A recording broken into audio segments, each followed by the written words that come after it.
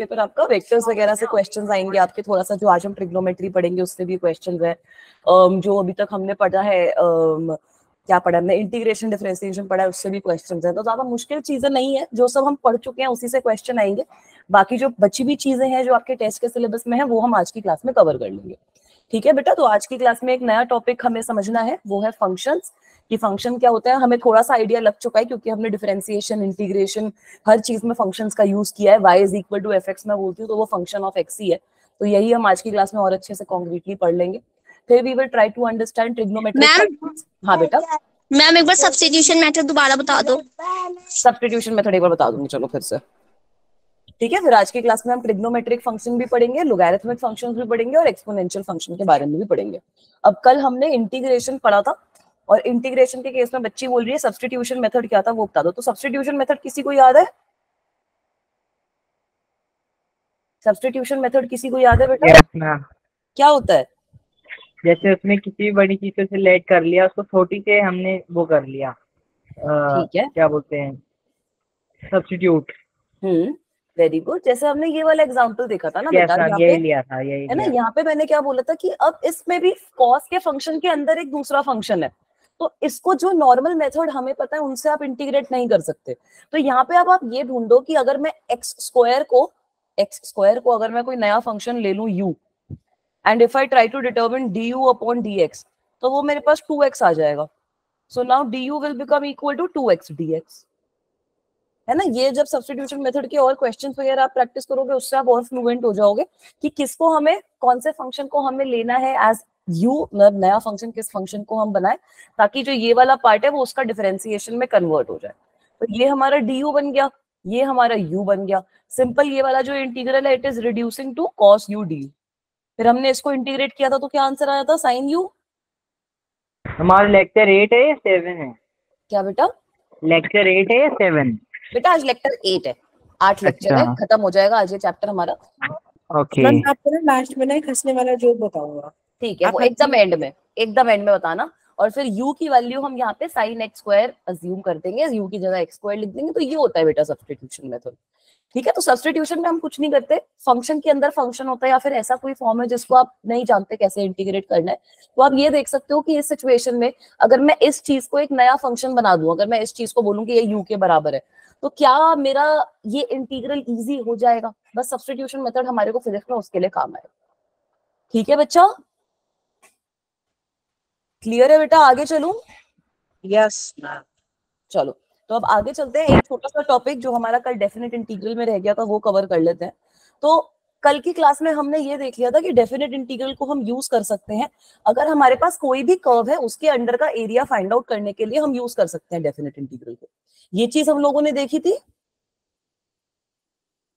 Right? हमने देखा था ना कि अगर हमारे पास कोई भी कर्व है तो उसको आप इंटीग्रेट करोगे, उसमें आप लिमिट्स लगा दो कहां से लेकर कहां तक आपको एरिया फाइंड आउट करना है, आपके पास एरिया की वैल्यू आ जाएगी। अब मैं क्या बोल रही हूँ कि सपोज आपके पास दो कर्व्स है, एक है आपके पास y is equal to f of x and दूसरा है आपके पास y is equal to some g of x।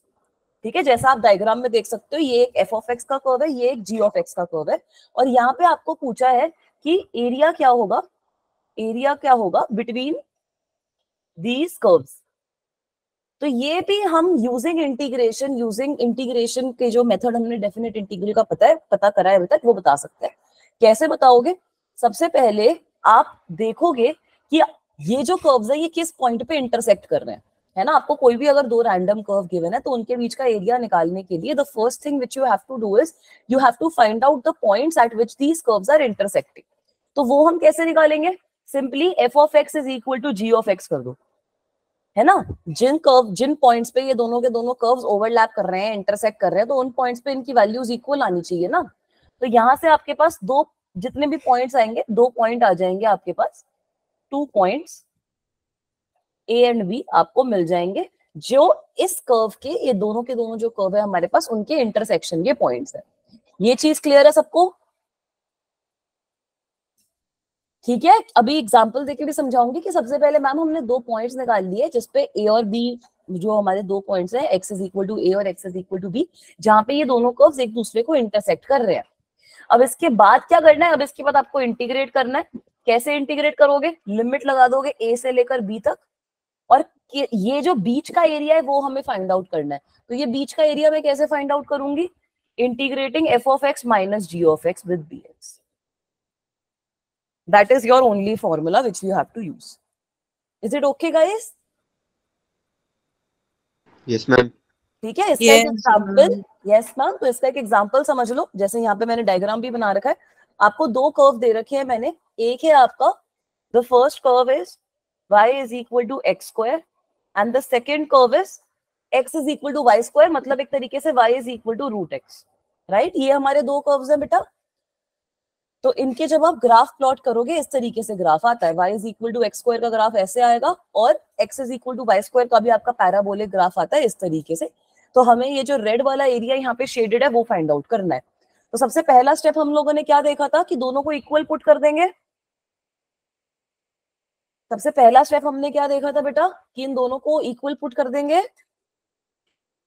Yes ma'am. Right, तो अगर मैं इक्वल पुट करूंगी तो मैं क्या बोल रही हूँ, x square must be equal to root x. So I can say that x must be equal to x की पावर 4, है ना? तो यहां से मेरे पास अब दो निकल के आएंगे आंसर्स। क्या? एक्स की power 4 minus x is equal to 0, मतलब एक्स की पावर, अगर एक्स को मैं कॉमन ले लूं, then x cube minus 1 is equal to 0। तो यहां से मेरे पास आ गई ना एक्स की दो वैल्यूज। एक मेरे पास वैल्यू आ गई एक्स इज इक्वल टू 0 और दूसरी वैल्यू आ गई x is equal to 1। Is this okay? Yes ma'am. ठीक है, तो सबसे पहले आप लोगों ने क्या किया, दोनों कर्व्स को इक्वेट किया और दो वैल्यूज निकाल ली एक्स की। तो यहाँ पर ये वाली ये दो वैल्यूज है जहाँ पे एक्स इज इक्वल टू 0 है और एक्स इज इक्वल टू 1 है। अब इनके बीच में मतलब हमारे पास हमारी लिमिट्स आ गई जहाँ पे हमें इंटीग्रेशन करनी है। अब हमें इंटीग्रेशन क्या करनी है एरिया निकालने के लिए? इंटीग्रल ऑफ 0 से लेकर 1 तक की लिमिट लगानी है। y इज इक्वल टू, ये जो रूट एक्स वाला कर्व है ये ऊपर है, can you guys see this कि x is equal to y square में ये जो y is equal to root x वाला कर्व बन रहा है, दिस इज ऊपर as compare to y is equal to x square. तो यहाँ पे हमें क्या इंटीग्रल लेना पड़ेगा? Under root of x minus x square. Can you guys do this integration and tell me what the answer will be? Try करो एक बार, answer क्या आएगा? सब बच्चे ट्राई करेंगे। कल हमने इंटीग्रेशन पढ़ा है, लास्ट क्वेश्चन है इंटीग्रेशन का, उसके बाद मैं फंक्शंस पे ही जा रही हूँ। फंक्शंस पढ़ना भी ln x माइनस 2x। बेटा ln x क्यों आएगा? नहीं सॉरी, कुछ गड़बड़ कर दी? 1/2 x की पावर माइनस 1/2 माइनस 2x। आपने डिफरेंशिएट कर दिया बच्चा। इंटीग्रेट करना है ना अपन को, पावर लू लगाओ। इंटीग्रेट में हमने देखा था ना x की पावर 3/2 अपॉन में 3/2 माइनस Very good. x का क्यूब अपॉन में 3 प्लस c। वेरी गुड, बिल्कुल सही आपने बोला। अब यहाँ पर हमें प्लस सी लिखने की जरूरत नहीं है क्योंकि हमारा डेफिनेट इंटीग्रल है। तो मेरे पास एक तरीके से क्या आ जाएगा, 2/3 x की पावर 3/2, है ना, माइनस x की पावर क्यूब डिवाइडेड बाय 3। और यहाँ पे हमें लिमिट लगा देनी है 0 से लेकर 1 तक। जब लिमिट लगाओगे तो क्या आंसर आएगा? लिमिट लगाओगे तो x की वैल्यू तो 1 हो गई, यस मैम। है ना? तो 2/3 माइनस 1/3 आ जाएगा आंसर। Yes ma'am. तो बस इतना ही आंसर है आपका। ठीक है, ये कल ही जो हमने पढ़ा है उसी का एक एक्सटेंशन है एक तरीके से, बट ठीक है आप लोगों को आना चाहिए ये चीज की। Is it okay? Yes ma'am. ठीक है, तो ये सिंपल है बेटा, इंटीग्रेशन डिफरेंशिएशन। अब लास्ट चीज पे आ जाओ, लास्ट टॉपिक मैथ्स का जो हमें समझना है। हाँ बेटा। मैम उसका एक बार लास्ट का फिर से बता दीजिए मैम, जब हमने उसकी इंटीग्रल वैल्यू निकाल दी थी मैम, उसके बाद का ये वाला समझ में आपको? 2/3 x raise to the power 3/2 minus x cube upon 3 आ गया हमारे पास। Yes ma'am.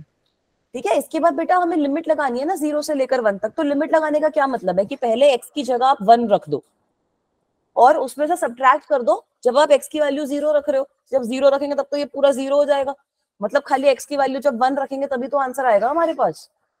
Yes ma'am. है ना बेटा? और वो आंसर कितना आ जाएगा? 2/3 माइनस 1/3। तो हमारा फाइनल आंसर एरिया का आ गया 1/3 स्क्वायर। Okay ma'am. ठीक है बच्चों, चलो अब आ जाओ फंक्शंस पे। फंक्शन होते क्या है मैम? फंक्शन का क्या मतलब है? फंक्शन होता क्या चीज बता रहे हो ये फंक्शन? तो बेटा फंक्शन सबसे पहले ना एक रिलेशनशिप है between an independent variable and a dependent variable.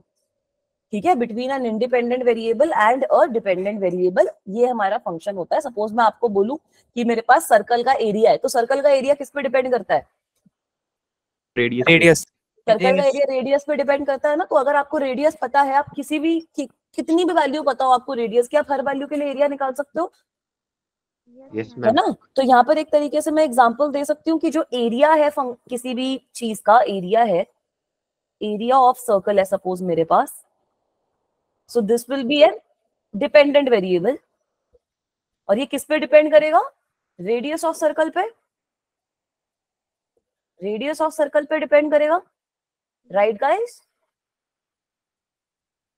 तो रेडियस ऑफ सर्कल मेरा इंडिपेंडेंट वेरिएबल है। रेडियस क्या बेटा?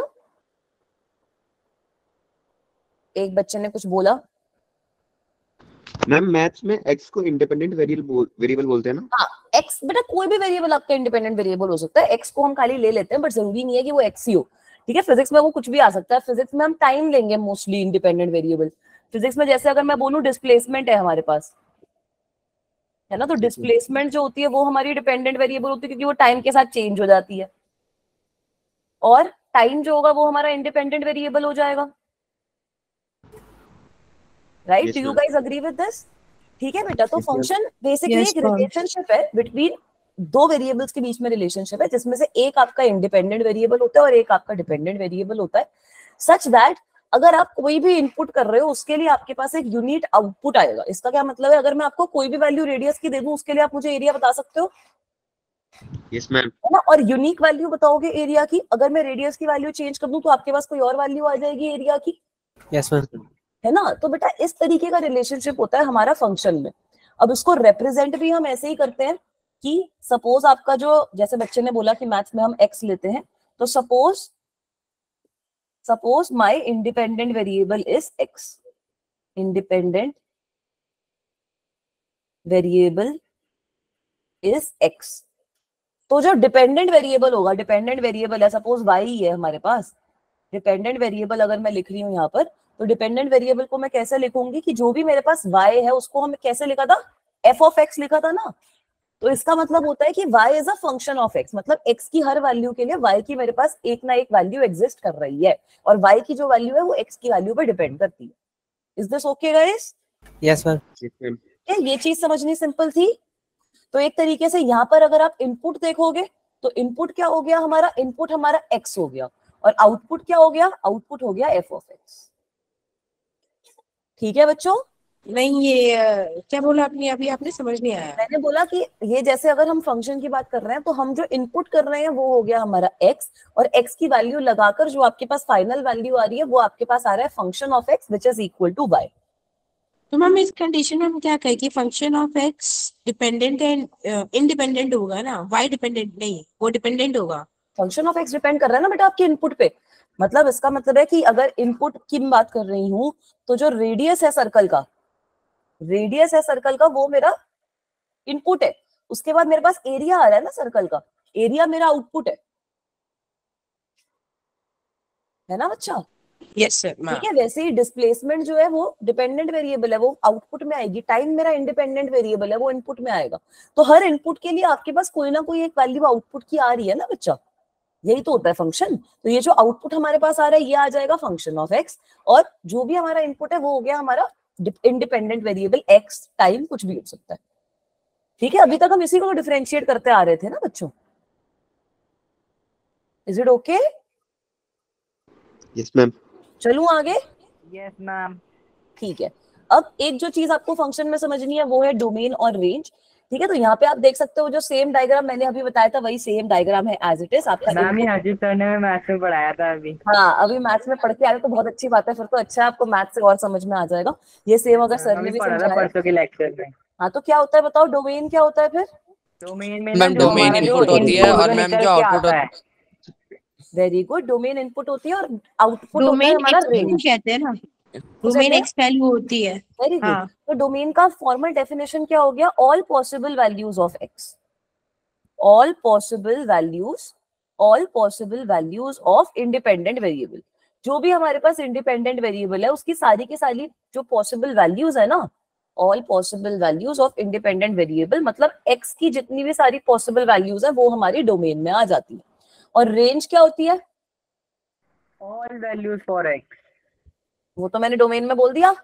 All possible values of variable y very शायद। गुड। हाँ, यही होती है बेटा रेंज। क्या हो गई आपकी? All possible values of dependent variable. Dependent variable मतलब जो आउटपुट है उसकी कितनी पॉसिबल वैल्यूज है, वो हो गई आपकी रेंज। ठीक है, तो जैसे आप इस है ना, जैसे आप यहाँ पे ये जो डायग्राम है इसमें देख सकते हो कि हमारा जो डोमेन है उसमें मैं x की वैल्यूज इनपुट कर रही हूँ 1 2 3 4, है ना। इनपुट में x की वैल्यूज कर रही हूँ, जो इंडिपेंडेंट वेरिएबल है उसकी वैल्यूज मैंने यहाँ पे इनपुट करी। फंक्शन मेरा क्या बोल रहा है कि जो भी x की वैल्यू है उसको ट्वाइस कर दो, 2x आंसर है मेरा। मतलब एक तरीके से this is the situation where that y is equal to 2x, है ना। अब इसको हम इंटीग्रेट भी कर सकते हैं, डिफरेंशिएट भी कर सकते हैं, कुछ भी कर सकते हैं। अब अगर मैंने बोला y is equal to 2x, तो यही मतलब है कि x की हर वैल्यू को आप यहाँ पे जब डालोगे, जब मैं x की वैल्यू 1 डालूंगी तो y की वैल्यू 2 आ जाएगी, x की वैल्यू 2 डालूंगी तो y की वैल्यू 4 आ जाएगी, x की वैल्यू 3 डालूंगी तो y की वैल्यू 6 आ जाएगी, and so on and so fourth. Is it okay guys? Function का थोड़ा थोड़ा समझ में आ रहा है क्या हो रहा है? Yes ma'am. Yes ma'am. ठीक है बेटा। तो अब काफी सारे आपके टाइप्स ऑफ फंक्शंस होते हैं। फंक्शंस के मेजरली हमें 4 तरीके के फंक्शंस पढ़ने हैं। पहला है हमारा अलजेब्राइक फंक्शंस। अलजेब्राइक फंक्शंस में आपके जो पॉलिनोमियल होती है ना, पॉलिनोमियल इक्वेशंस, पॉलिनोमियल फंक्शंस, वो आ जाएंगे, जो अभी तक हम सारे पढ़ते आए हैं। y is equal to x cube, y is equal to x square. तो एक तरीके से इसका मतलब होता है कि हमें पॉलिनोमियल फंक्शंस को यहाँ पे स्टडी करना। ठीक है, उसके अलावा कौन कौन से फंक्शन थे जो हमने देखे थे कि आज की क्लास में पढ़ेंगे? Ma'am square, exponential, square root.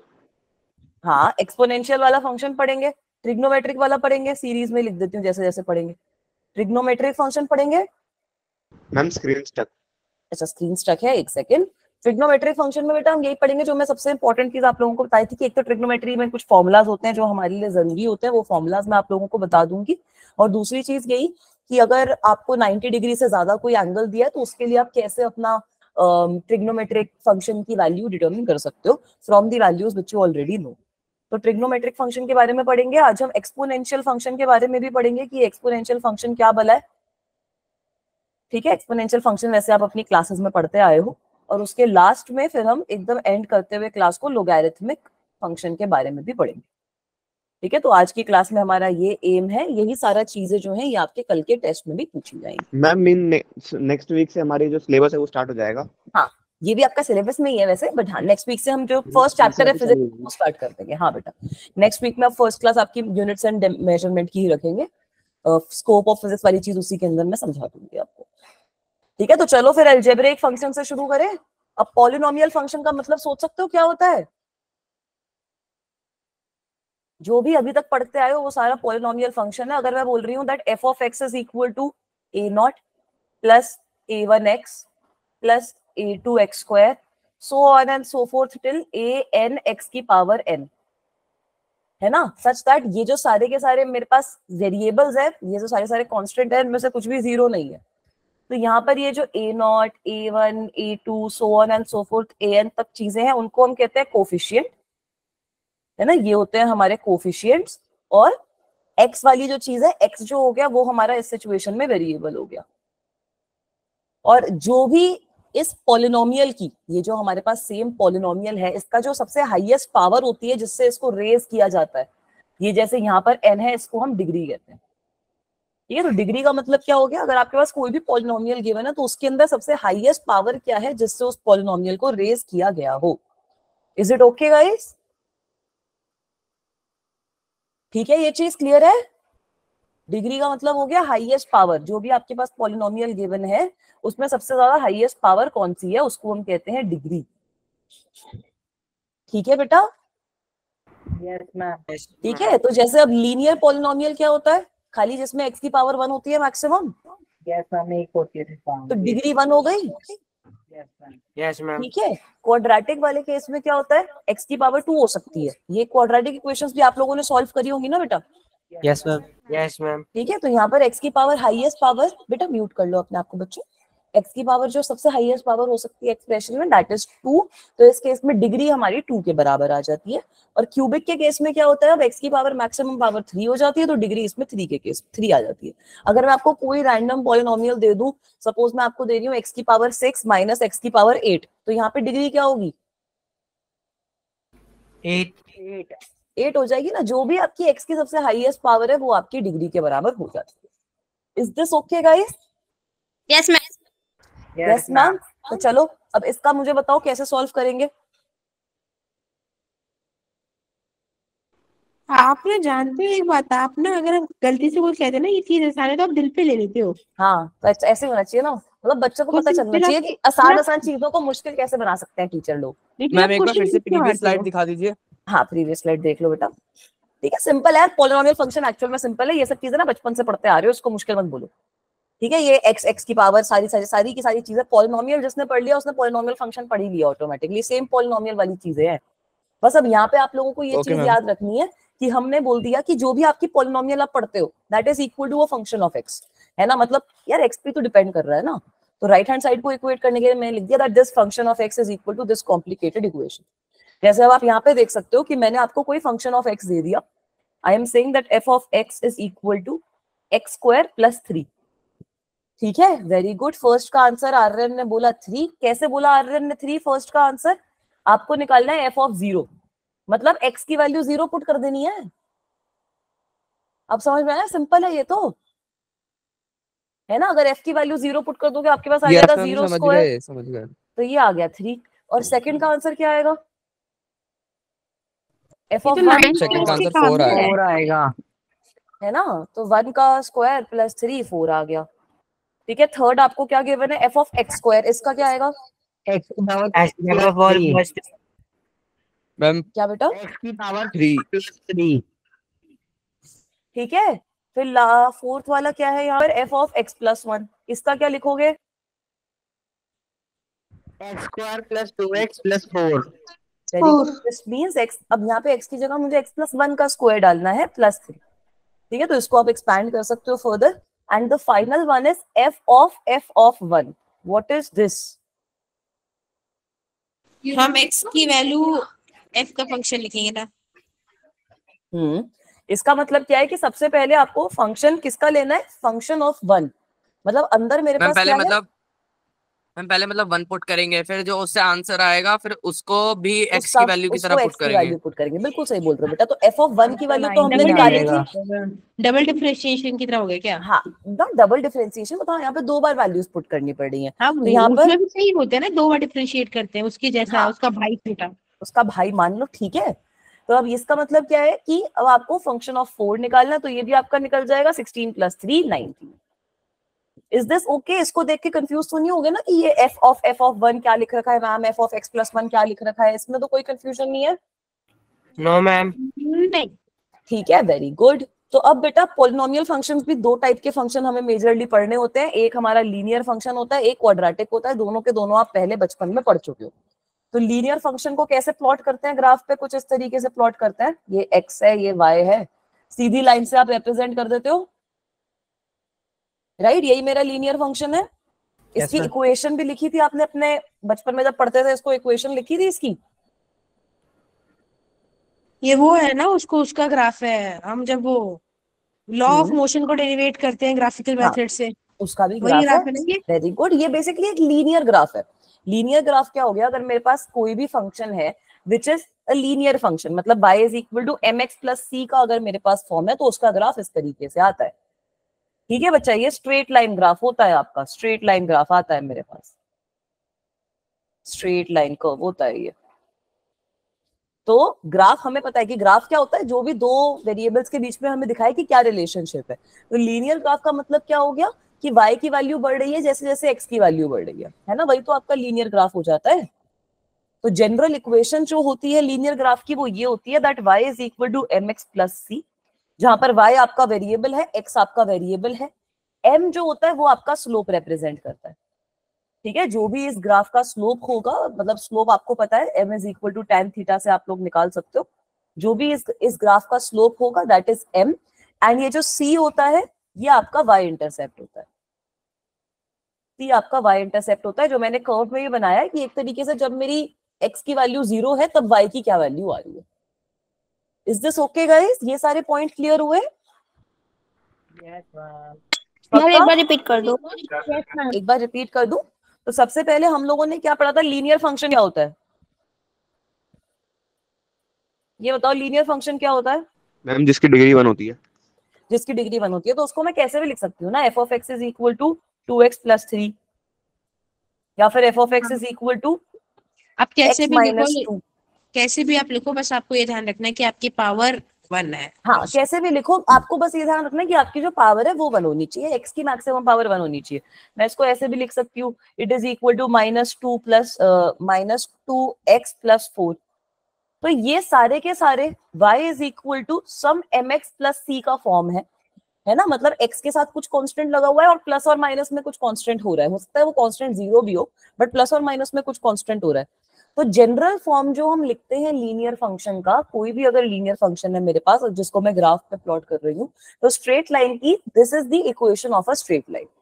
ठीक है, ये जो होती है y is equal to mx plus c, ये हमारी इक्वेशन होती है अगर हमारे पास स्ट्रेट लाइन कर्व है तो। ठीक है, यहाँ पर y जो होता है वो हमारा y कोऑर्डिनेट के बराबर होता है, x जो होता है वो हमारा x कोऑर्डिनेट के बराबर होता है। y और x मेरे वेरिएबल क्वांटिटीज हैं। m जो है इस सिचुएशन में जिसको आप x से मल्टीप्लाई कर रहे हो वो हमारा स्लोप होता है, और ये जो c है यहाँ पर ये कांस्टेंट है जो हमारे y इंटरसेप्ट के इक्वल होता है। मतलब अगर x की वैल्यू 0 होगी तो हमारे पास ये y इंटरसेप्ट आ जाएगा। Is it okay guys? Yes ma'am. पक्का? Yes ma'am. Yes ma'am. ठीक है, वेरी गुड। तो अब आगे चलते हैं। अब एक इंपॉर्टेंट चीज और देख लो कि जैसे कभी कभी आपसे पूछा जाता है, स्ट्रेट लाइन के अंदर ही आपका एक क्वेश्चन आ जाता है कि ये वाली चीज तो हमें समझ में आ गई कि स्लोप वगैरह क्या है। स्लोप अगर आपको निकालना है किसी लाइन का तो कैसे निकालोगे? राइज अपॉन में रन। मतलब मैम एक टेंजेंट ड्रॉ करके वहां पे थीटा आ जाएगा, उससे फिर टेन थीटा निकाल देंगे, उससे स्लोप आ जाएगा। फॉर्मूला कैसे निकालोगे? हम y2 minus y1 y2 upon x2 minus ma'am फिर भाई, इसको अगर आपको दो dy पॉइंट्स upon गिवन है बेटा, है ना, अगर आपको 2 पॉइंट्स गिवन है कि आपको लाइन आपने बना ली, ये 2 पॉइंट्स के बीच में लाई कर रही है। ठीक है, ये दोनों पॉइंट्स आप फाइंड भी कर सकते हो। सपोज मैंने आपको बोला कि y is equal to 2x plus 1 मेरी इक्वेशन है। ठीक है, तो यहाँ पे स्लोप आपका डायरेक्टली आ गया कि इसका जो स्लोप है m इज इक्वल टू 2 के बराबर है। अगर आपको ऐसा कोई एग्जांपल नहीं गिवन, अगर आपसे 2 पॉइंट आपको गिवन है और पूछा है कि इसका स्लोप बताओ, तो स्लोप का क्या मतलब होता है कि ये जो लाइन है ये किस तरीके से चेंज हो रही है। तो इसमें स्लोप का एक्सप्रेशन आप लोगों ने निकाला होगा ना बचपन में, ऐसे slope is equal to y2 minus y1 upon x2 minus x1। यही चीज तो देखी थी हमने डिफरेंशिएशन में, यस मैम। है ना। सेम चीज हमने उसमें देखी थी ना जब हम डिफरेंशिएशन वाला पार्ट पढ़ रहे थे बेटा। इसके अलावा एक और तरीके के क्वेश्चंस कभी कभी फिजिक्स में आप लोगों को काम आ जाते हैं, जिसमें अब आपको बोलते हैं कि सपोज मेरे पास ऐसा कोई ग्राफ है, सेकेंड, ठीक है, सपोज ऐसा मेरे पास कोई भी रैंडम ऐसे ग्राफ है, x और y एक्सिस है ये, और इस पे मेरे कोई भी 2 रैंडम पॉइंट है। ठीक है, this is b point and this is a point. तो ये ग्राफ पे प्लॉट कैसे करते हैं पॉइंट, वो तो आप लोगों को आता है, बचपन से करते आ रहे हो, है ना। ठीक है, तो अगर a पॉइंट मेरा x1 y1 पे है और b पॉइंट है मेरा x2 y2 पे, if I ask you what is the distance between these 2 points, will you be able to tell me? Ma'am under root x2 minus x1 का square plus y2 minus y1 का square. Very good. तो ये चीज भी आप लोग note down कर सकते हो कि इन दोनों पॉइंट्स के बीच में distance between 2 points, distance between 2 points in a plane, इसको हम कहते हैं distance between 2 points in a plane. I think इस ये वाला चैप्टर भी आपका आएगा इस साल 11th में और डिटेल में, जिसमें ये आप 2 डायमेंशनल ग्राफ्स वगैरह से डील करो। तो इसको आप डायरेक्टली लिख सकते हो, या आप फॉर्मूला भी याद रखो, x2 माइनस x1 का square plus y2 minus y1 का स्क्वायर। ठीक है, ये भी अगर फॉर्मूला नहीं है, हाँ ये डिस्टेंस फॉर्मूला ही है, ये अगर आप पाइथागोरस थ्योरम लगाते हो तो बहुत सिंपली आप डिटरमिन कर सकते हो। Is this okay guys? ये लीनियर फंक्शन में तो कोई दिक्कत नहीं है, पॉलिनोमियल फंक्शन में यही सब है। मैं बता रही हूँ आज की क्लास सिंपल है, जो ऑलरेडी पढ़ चुके हैं उसी की रिवीजन मान लो। ठीक है, चलूं आगे? नहीं रुक जाओ, टेपने दो अच्छा, समझाओ। टेपना है, ये भी टेपना है यार तुम्हें? हम क्या टेप करें, तो ये घर में पिताश्री उनको दिखाना पड़ता है कि अच्छा ये पढ़ा है हमने आज, ये पढ़ा है। नहीं अच्छी बात है बेटा। मैम पापा थोड़े स्ट्रिक्ट है नोट्स के मामले में। हाँ होना चाहिए स्ट्रिक्ट, वरना नहीं आप तभी जैसे तो मैं बच्चे आपको ऐसे घुमा दोगे पेरेंट्स को। जो कुछ ना हो इसी बात पे लास्ट में सुनाना, एक बार ये चैप्टर खत्म हो जाए फिर जो जोक सुनाना है सुना लेना, ताकि आपका अभी जो टेस्ट आ रहा है उसका सिलेबस भी कंप्लीट हो जाएगा once this chapter is finished. ठीक है, तो आप लोगों को भी टेंशन नहीं रहेगी, मुझे भी टेंशन नहीं रहेगी कि नहीं बच्चों के मार्क्स बेकार आएंगे, मैंने नहीं पढ़ाया। ठीक है, चलूं आगे? यस टेप लिया। मैम संडे को तो वेक्टर का ही टेस्ट होगा ना बस? नहीं बेटा, ये सारी चीजों का टेस्ट है, इंटीग्रेशन, डिफरेंशिएशन, जो भी आप ये पॉलिनोमियल फंक्शन वगैरह भी पढ़ रहे हो अभी, मैथमेटिकल टूल पूरे का टेस्ट है बेटा। आप मजाक कर रहे हो ना? नहीं, मैंने ये आपको झूठ है। बताया इंटीग्रेशन, डिफरेंशिएशन सब आएगा। हाँ सब आएगा, सिंपल अच्छा है। एक सवाल है मेरा, चलो ठीक है, आप टेस्ट आप दे देना, ठीक है? टेस्ट मैं दे दूंगी। पर डीपीपी के अंदर ना कल का लेक्चर नहीं आया, प्लीज कल का लेक्चर अपलोड करवा दो वरना मैं फेल हो जाऊंगा। डीपीपी के अंदर नहीं आया मतलब? मैंने भेजा है, क्लास में भेजा था ना लेक्चर। नोट्स नहीं, वीडियो देखनी है ना। अच्छा, वीडियो में उसकी अपलोड कर दूंगी बेटा, कोई दिक्कत की बात नहीं है, ठीक है, वीडियो में प्लीज कर अपलोड कर देना। दूंगी उसकी। अब क्वाड्रेटिक फंक्शन में क्या पढ़ा था हमने? ये वो पॉलिनोमियल फंक्शन होते हैं जिनकी जो डिग्री होती है वो 2 होती है। इसकी आप लोगों ने रूट भी निकाली होगी ना पिछले साल, कि अगर हमारे पास y is equal to ax square plus bx plus c है, तो इसकी रूट्स कैसे आती हैं? मैम मैम वो क्वाड्रेटिक फार्मूला भी लगा निकाल सकते हैं या फिर हम्म फैक्टराइजेशन भी कर फैक्टराइजेशन सकते हैं। करके या फिर क्वाड्रेटिक फार्मूला से। हाँ, सोल्यूशंस आप क्वाड्रेटिक फॉर्मूला से निकाल सकते हो, वो मैं क्वाड्रेटिक फॉर्मूला यहाँ पे लिख रही हूँ। सोल्यूशन ऑफ द इक्वेशन आ जाते हैं, सपोज आपकी पहली रूट है अल्फा, तो ये क्या आ जाती है, minus b plus under root of b square minus 4ac upon 2a, और जो दूसरी रूट होती है आपकी बीटा, वो क्या आ जाती है, minus b minus under root b square minus 4ac upon 2a। Right, यही पढ़ा था आप लोगों ने। अब इसमें आपने ये भी पढ़ा होगा कि ये बस जो, अंतर इतना कि अल्फा बीटा की जगह पे इस एक्स पर और मैंने बस एक ही बार लिखा था ये डिटरमिनेंट फॉर्मूला। हाँ मतलब ये वाली चीज पढ़ी है आप लोगों ने। अब इसमें ना आपने ये डिटर्मिनेंट वगैरह भी पढ़ा होगा, वो डिटर्मिनेंट बोल रही हूँ, डिस्क्रिमिनेंट क्या होता है, यस मैम। हाँ मैं पढ़ा है ना। माइनस 4ac है ना? वेरी गुड, डिस्क्रिमिनेंट हो जाता है हमारा बी स्क्वायर माइनस 4ac। तो ये रूट्स जो है वो रिड्यूस हो जाती हैं आपकी, इतना लंबा एक्सप्रेशन की जगह आप minus b plus minus d के फॉर्म में लिख देते हो। उसके इससे अलावा ये भी फायदा होता है, ये बताता है कि हमारा जो इक्वेशन है उसके रूट्स का नेचर क्या है, वो पॉजिटिव है, नेगेटिव है या फिर इक्वल है, बिल्कुल सही ऐसा। बोल रहे हो बेटा, उससे हमें पता चलता है कि इमेजिनरी रूट्स तो नहीं आ रही है, सब कुछ सही चल रहा है ना, मामला नहीं सही चल रहा। ठीक है बेटा, अब सम ऑफ रूट्स भी आप लोगों ने देखा होगा कि अगर आप अल्फा प्लस बीटा कर दोगे तो आपके पास माइनस माइनस 3 बी, में very good, minus b upon में ए आ जाता है। प्रोडक्ट ऑफ रूट्स क्या होता है? c अपॉन में वेरी गुड, अगर आप दोनों रूट्स को मल्टीप्लाई करोगे तो alpha multiplied by beta will give you c upon में ए। और difference in roots, difference of roots नहीं पढ़ा, वो तो कोई नहीं, अभी कर लेते हैं। डिफरेंस ऑफ रूट्स करोगे तो ये डी वाली टर्म आ जाएगी ना हमारी, डिफरेंस ऑफ रूट्स मतलब अल्फा माइनस बीटा। हाँ, तो ये हमारी आ जाएगी under root of D y. Ma'am इसका मॉड आता है ना? मॉड नहीं आएगा, अंडर रूट ऑफ डी तो एज इट इज आ जाएगा बेटा, मॉड कहाँ आएगा, है ना? अंडर रूट ऑफ डी तो एज इट इज आ जाएगा यहाँ पर, ठीक है। और अब आप अपनी जो इक्वेशन है उसको भी इस तरीके से रिप्रेजेंट कर सकते हो। अगर सम ऑफ रूट्स मेरा s के बराबर है और प्रोडक्ट ऑफ रूट मेरा p के बराबर है, देन क्वाड्रेटिक इक्वेशन जो होती है उसको इनके टर्म्स में भी रिप्रेजेंट कर सकते हैं ना, यस मैम। है ना? a वो स्क्वायर कैसे प्लस करते बी हैं? एक्स प्लस सी को पहले x के कोफिशिएंट से डिवाइड कर देते हैं। हाँ, वो सब मेहनत मैं कर दूंगी बाद में, उसमें हम इसको रिप्रेजेंट अगर आपको करना है तो x square minus x x plus P के फॉर्म में कर सकते हो। ये सारी चीजें मैं पहले ही बता रही हूँ, ये आप ऑलरेडी अपनी प्रीवियस क्लासेस में पढ़ चुके हो, तो रिवीजन क्लास चल रही है आज, कुछ ऐसे बहुत ज्यादा अलग। ये पॉलिनोमियल वाला रिवीजन है, ट्रिग्नोमेट्री में भी थोड़ी सी रिवीजन करके फिर आगे मूव ऑन करेंगे। हाँ पता लग रहा है कि अगर अभी आपसे किसी ने भी पूछा मैम एक बार वापस बता दो तो आप रोस्ट करने वाली मैं हो। इंटरेस्टेड हूँ नहीं, मैं बता तो दूंगी, बट ठीक है, बोलोगे पढ़ गए ऑलरेडी ये सब, ठीक है। ये क्लियर हुआ, इसमें तो कुछ ऐसे नया वाली चीज नहीं है। नो मैम ठीक है बेटा, अब इसके ग्राफ कैसे बनते हैं वो भी आप लोग देख सकते हो। इसके जो अगर मैं suppose y is equal to ax square का ग्राफ आप लोगों को बोलती हूँ ना, तो वो आपका इस तरीके से पैराबोलिक ग्राफ बनता है। Can you guys see this? अगर y is Yes, equal to ma'am. ax square मैं आप लोगों को बोलूंगी तो आपका पैराबोलिक ग्राफ बनता है इस तरीके से, ठीक है। वैसे ही अगर मैं x is equal to ay square बोलती हूँ तब भी आपका पैराबोलिक ग्राफ बनेगा। ये अभी हमने पिछले क्वेश्चन में एक में देखा था ना, जिसमें x is equal to y square के बराबर था, उसमें हमारा जो ग्राफ था वो कुछ ऐसे बन रहा था, है ना? तो अगर x is equal to a y square तब भी आपका पैराबोलिक ग्राफ बनता है। ये हमारे पैराबोला है। मेरी स्क्रीन शेयर नहीं हो रही, अच्छा एक सेकंड। बाकी बच्चों को स्क्रीन तो दिखाई दे रही है ना? आयुष बेटा स्क्रीन दिखी नहीं रही या फिर पॉज्ड है? स्टक हो गई थी, वो स्टक हो गई थी। अच्छा स्टक हो गई थी, अभी विजिबल है ना सबको बेटा? Yes, ठीक ma'am. है। अगर ये तो पैराबोलिक ग्राफ है, ये सिंपल है, अगर आपको ड्रॉ करना है तो आप ड्रॉ भी कर सकते हो। ए की जो वैल्यू होती है उस पर डिपेंड करता है ये ग्राफ। अगर हम ए की वैल्यू बढ़ाएंगे तो ये ग्राफ मेरा और ब्रॉड हो जाएगा, ठीक है, अगर आपकी ए की वैल्यू बड़ी होगी काफी ज्यादा तो आपका ये वाला जो ग्राफ है ये और इस तरीके से ब्रॉड हो जाता है। इसके अलावा अगर मैं आपको यहाँ पे बोलूं कि y is equal to a x square plus 20 है, कुछ भी यार कांस्टेंट से मल्टीप्लाई कर रखा है,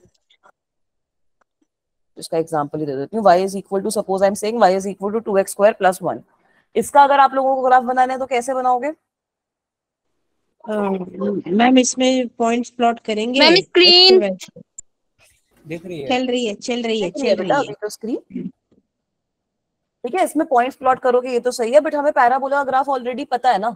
बस अब यहाँ पर अगर x की वैल्यू 0 होगी तो y की वैल्यू 1 होनी चाहिए, मतलब ये ग्राफ कुछ यहाँ से शुरू होएगा तो आपका वही पैराबोला ग्राफ बन जाएगा इस तरीके से। Is it okay? अच्छा, आपने x की वैल्यू 0 पुट कर दी थी। x की वैल्यू 0 पुट करोगे, अगर यहाँ पर कोई, मैं बेसिकली क्या बोल रही हूँ, अगर आपका कोई कांस्टेंट यहाँ पर ऐड हो रहा है मैम ना, स्क्रीन अब आ रही है मैम, मैम आ रही है मैम आ रही है। हाँ, चल रही है बेटा, मैम, अगर चल अगर रही है। यहाँ पर आपका कोई मतलब y is equal to 2x square plus 1 है जैसे, तो मतलब मैंने यहाँ पर कुछ कांस्टेंट आपका एक ऐड या सब्ट्रैक्ट अगर मैं करती हूँ ना, तो ये जो पैराबोला वाला कर्व है ये आपका एज इट इज आएगा, बस ये ऊपर या नीचे हो जाएगा एक्सेस, इतना ही डिफरेंस होता है। ठीक है इसके सिंगल रूट होंगे और हाँ सही, हाँ ठीक है ना, सिंगल रूट आएंगे इसका। क्लियर है मामला? हाँ बेटा, पैराबोला की जो विड्थ होगी वो हमारी ए पे डिपेंड करेगी, बिल्कुल सही आपने बोला। अगर मैं यहाँ पर आपको बोलूं कि y is equal to x square plus 1 है, ये आप ड्रॉ करके दिखाओ, तो ये वाला जो y is equal to x square plus 1 है इसकी विड्थ थोड़ी कम हो जाएगी, ये आप मुझे इस तरीके से ड्रॉ करके दो। ठीक है, यहाँ पर a की वैल्यू 1 है और ये वाले केस में a की वैल्यू 2 है, तो a की जो वैल्यू है वो आपकी मतलब विड्थ बताती है कि जो कर्व है मेरा, जो पैराबोलिक कर्व है उसकी विड्थ कितनी है। ठीक है बेटा, म्यूट कर लो अपने आप को, बच्चों बोलने के बाद म्यूट कर लिया करो वरना बाकी बच्चों को दिक्कत आएगी क्लास में। ये चीज सही है, क्लियर है? आगे चलूं? Yes ma'am. पक्का? Yup ma'am. चलो, तो अब हमें बात करनी है अलग तरीके के, जो हमारा नेक्स्ट फंक्शन है उसके बारे में बात करेंगे। ये वाली सारी चीजें आप पहले पढ़ते हुए आए थे, उसमें कोई दिक्कत नहीं होनी चाहिए खास, अगर कोई दिक्कत हो तो बता देना भाई, व्हाट्सएप कर देना। अब जो अगली चीज हमें पढ़नी है वो हमें पढ़ना है ट्रिग्नोमेट्रिक फंक्शन के बारे में। तो ट्रिग्नोमेट्रिक फंक्शन में एक इंपॉर्टेंट चीज यही है कि डिग्रीज और रेडियन के बीच में हमें कन्वर्जन करना आना चाहिए। ठीक है, अभी तक आप लोग क्या बोलते हो? आप यही बोलते हो ना कि भाई मेरा जो एंगल है 90 डिग्री एंगल है, 120 डिग्री एंगल है, 360 डिग्री एंगल है, यही सारी चीजें बोलते हो। Yes ma'am. है ना? रेडियन मेजर जो होता है वो अलग होता है। रेडियन मेजर बेसिकली जो आर्क है ना सर्कल की, उससे डिफाइन हम करते हैं। तो जो रेडियन मेजर होता है, रेडियन मेजर जो होता है, it is defined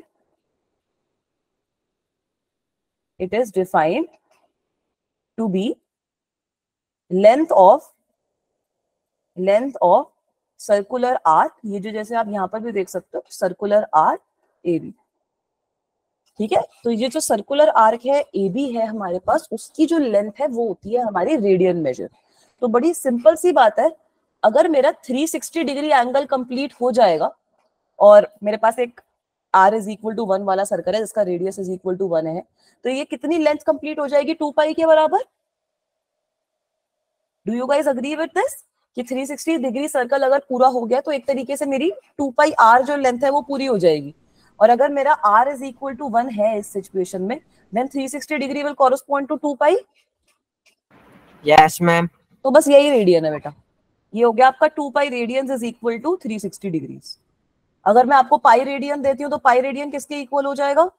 180 degree. Pi radian हो जाएगा आपका 180 डिग्री के इक्वल। अच्छा, इसमें मैथ्स के अंदर जब थीटा को करते हैं तो पाई के पाई फॉर्म के फॉर्म में करते हैं। ठीक है, पाई बाय 2 अगर आप लोगे तो कितना डिग्री हो जाएगा? 90। कर लोगे ऐसे कन्वर्जन किसी की भी वैल्यू का? यस ठीक है Yes, बेटा, ma'am. तो इसका मैं आपको शॉर्टकट भी बता देती हूँ। अगर आपको डिग्री से रेडियन में कन्वर्ट करना है, अगर आप पाई अपन 180। वेरी गुड, मल्टीप्लाई करना पड़ेगा आपको। मल्टीप्लाई किससे करना है? पाई अपॉन 180 से, 180। है ना? ये भी आप करके देख सकते हो। 90 को अगर आपको कन्वर्ट करना है तो 90 into pi upon 180 pi by 2 आएगा, है ना? और अगर आपको रेडियन से डिग्री में कन्वर्ट करना है तब क्या करोगे? मैम 180 बाय पाई से मल्टीप्लाई। उल्टा कर दो ना इसको। उल्टा कर दो। अगर आपको इससे करना है तो इसको मल्टीप्लाई कर दोगे 180 अपॉन पाई से। ठीक है, सिंपल है ये वाली चीज भी, क्योंकि ना अब आपका जैसे ट्रिग्नोमेट्री में अगर मैं भी करवाऊंगी आपको तो हो सकता है मैं बोल लूं कि cos पाई बाय 2 बताओ, या cos π/3 बताओ, तो बच्चे बड़ा कंफ्यूज हो जाते हैं कि मैम ये पाई कहाँ से आ गई। मैम इंटू करना है। हाँ चलो इसका एग्जांपल एक दो और ले लेते हैं। मैम एक मिनट मैम, थम जाओ मैम, लिखने दो। हाँ लिख लो, यहीं पे बता रही हूँ एग्जांपल। अगर सपोज मैं आपको 60 डिग्रीज देती हूँ तो इसको रेडियन में कन्वर्ट करके बताना। मैम π/3। ठीक है, 60 डिग्री कितना हो गया? आप 60 डिग्री को आप ऐसे भी इमेजिन कर सकते हो कि 60 डिग्री कितना होता है, 360/6 मतलब 2 पाई डिवाइडेड बाय 6, तो π/3 रेडियन आएगा ना। यस मैम, π/3 रेडियन है ना। वैसे अगर मैं आपको कोई थोड़ा सा दूं 45 डिग्री, इसको बताओ क्या आएगा। मैम π/4। π/4 वेरी गुड, π/4 रेडियन आ जाएगा। ठीक है, तो इस तरीके से आप डिग्री और रेडियन के बीच में कन्वर्जन कर सकते हो। अगर मैं आपको बोलूं कि π/6 रेडियन बताओ कितना होता है, तो ये क्या वैल्यू हो जाएगी? Ma'am 30 degree. 30 डिग्री। ठीक है, तो यही सारी वैल्यूज आप लोगों को पता होनी चाहिए। मतलब मेजरली याद रख लो कि 2 पाई = 360, उससे बाकी सारी चीजें आ जाए। ठीक है बेटा, फिजिक्स में यश बेटा सब कुछ यूज में आता है। ठीक है, पैराबोला से लेकर लीनियर फंक्शन से लेकर जितनी सारी चीजें हमने मैथमेटिकल टूल में पढ़ ली है अभी तक, वो सारी की सारी चीजें आप लोगों को फिजिक्स में यूज है। चलूं आगे? Yes ma'am. ठीक है, तो ये जो एग्जांपल था ये तो मेरा यहीं पे खत्म हो गया पिछली स्लाइड पे। 45 डिग्री कितना रेडियन आया था बेटा? π/4। मैम π/4। π/4 आया था। 60 डिग्री? π/3। π/3। वेरी गुड, 60 डिग्री हो गया हमारा π/3 रेडियन। π/2 रेडियन किसके बराबर होता है? Ma'am 90 degree. 90 और π/6? 30 डिग्री। 30 डिग्री। 30 है ना। ये तो डायरेक्टली आप पाई की वैल्यू पुट कर दो, पाई = 180/630, पाई = 180/290। ठीक है, हो जाएगा ऐसे कन्वर्जन। Ma'am yes ma'am. बेटा क्यूबिक फंक्शन थोड़ी बहुत यूज में आएगी, अभी ज्यादा सोचेंगे, मतलब अभी उसी टाइम पे जब जरूरत पड़ेगी तभी उसी टाइम पे पढ़ लेंगे, बहुत ज्यादा यूज में नहीं आती लेकिन क्यूबिक फंक्शन। ठीक है, अभी 11th में तो I can't even think of cubic functions being used बहुत ज्यादा ऑफन में। ऑलराइट, तो अब हाँ बेटा, क्यूबिक सेक्शन यही हो गया ना कि 3 रूट्स निकलेंगे, तीनों का हाँ, अपना एक अलग सिनेरियो हाँ। होगा। अरे बेटा होगा क्या कि अभी स्टार्टिंग में आपको ये सब चीजें ना हम इसलिए बता रहे हैं क्योंकि अब फिजिक्स जब शुरू होती है तो बच्चे बड़े कंफ्यूज हो जाते हैं। धीरे धीरे जब आप 11th की मैथ्स पढ़ते रहोगे ना साइड बाय साइड, अब फंक्शंस वाला चैप्टर आपका मैथ्स में भी शुरू हो गया है, तो जैसे जैसे आप फंक्शंस और पढ़ते रहोगे आपकी मैथ्स और स्ट्रांग होती रहेगी, तो इतनी जरूरत आपको पड़ेगी नहीं इन सब चीजों की, क्योंकि उसमें आप ऑलरेडी प्रोफिशिएंट हो जाओ। अच्छा, तभी ये चैप्टर यूनिट 0 में आता है। हाँ, तभी ये वाला जो चैप्टर है हमने आपको पहले करवाया ताकि फिजिक्स के अब किसी चैप्टर में आपको डिफिकल्टी ना आए। ठीक है, अब बेटा ये कुछ कॉमन वैल्यूज हैं डिग्रीज और रेडियन की, ये हमने आप निकाल भी सकते हो, इसको मैप भी कर सकते हो। 0 को 0 रेडियन हो गया, 30 डिग्रीज इज π/6 रेडियन, 45 डिग्री हमने अभी निकाला था π/4 रेडियन होता है, 60 डिग्री π/3 रेडियन होता है, 90 इज π/2। अब ये वाले जो बाकी फंक्शंस हैं ये भी हमारे काम में आने शुरू हो जाएंगे। ठीक है, ये जो बाकी सारे फंक्शंस हैं ये भी हमारे काम में आने शुरू हो जाएंगे। इन सब की भी वैल्यूज हम निकालने की कोशिश करेंगे कि जो हमारे ट्रिग्नोमेट्रिक फंक्शंस हैं उनकी इन सब पे क्या क्या वैल्यू आती है। सो 120 डिग्री इज 2 π/3, 135 इज 3 π/4, 150 होता है 5 π/6। ये सारी की सारी जो वैल्यूज हैं ये भी आप डिराइव कर सकते हो। Is it okay? You can take a screenshot if needed, बाकी नोट्स में भेज दूंगी। Yes ma'am. ठीक है, आपके नोट्स में तो होगा ये। हाँ नोट्स में ये सारी चीजें आप लोगों को मिल जाएंगी, कोई दिक्कत की बात नहीं है। अब मुझे ये बताओ, ये sine theta, cos theta, tan theta वगैरह क्या होते हैं? मैम ये ट्रिग्नोमेट्रिक फंक्शंस होते हैं, ये Perpendicular यूनिट by सर्कल से निकले hypotenuse। होते हैं। Very good. ट्रिग्नोमेट्री ना बेसिकली एक मैथमेटिक्स की ब्रांच है, जो भी हमारे पास राइट एंगल ट्राइंगल है, कोई भी अगर हमारे पास ट्राइंगल है उसकी साइड्स में, उसके एंगल्स के बीच में, उनके रेलेवेंट फंक्शंस के बीच में क्या रिलेशनशिप है वो डिस्क्राइब करती है।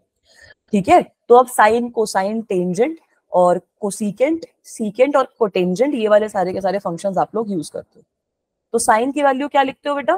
परपेंडिकुलर अपॉन perpendicular upon में hypotenuse, cos, base by hypotenuse. Hypotenuse. Tan, perpendicular by base, ठीक है, और इन सब का उल्टा आपका कॉस, कोसिकेंट, सीकेंट और वो हो गया। तो सीकेंट क्या होता है? Ma'am h/p। Very good, 1/sin theta होता है, h/p आ जाता है हमारे पास। सीकेंट थीटा क्या होता है बेटा? Ma'am 1/cos h/v। h/b।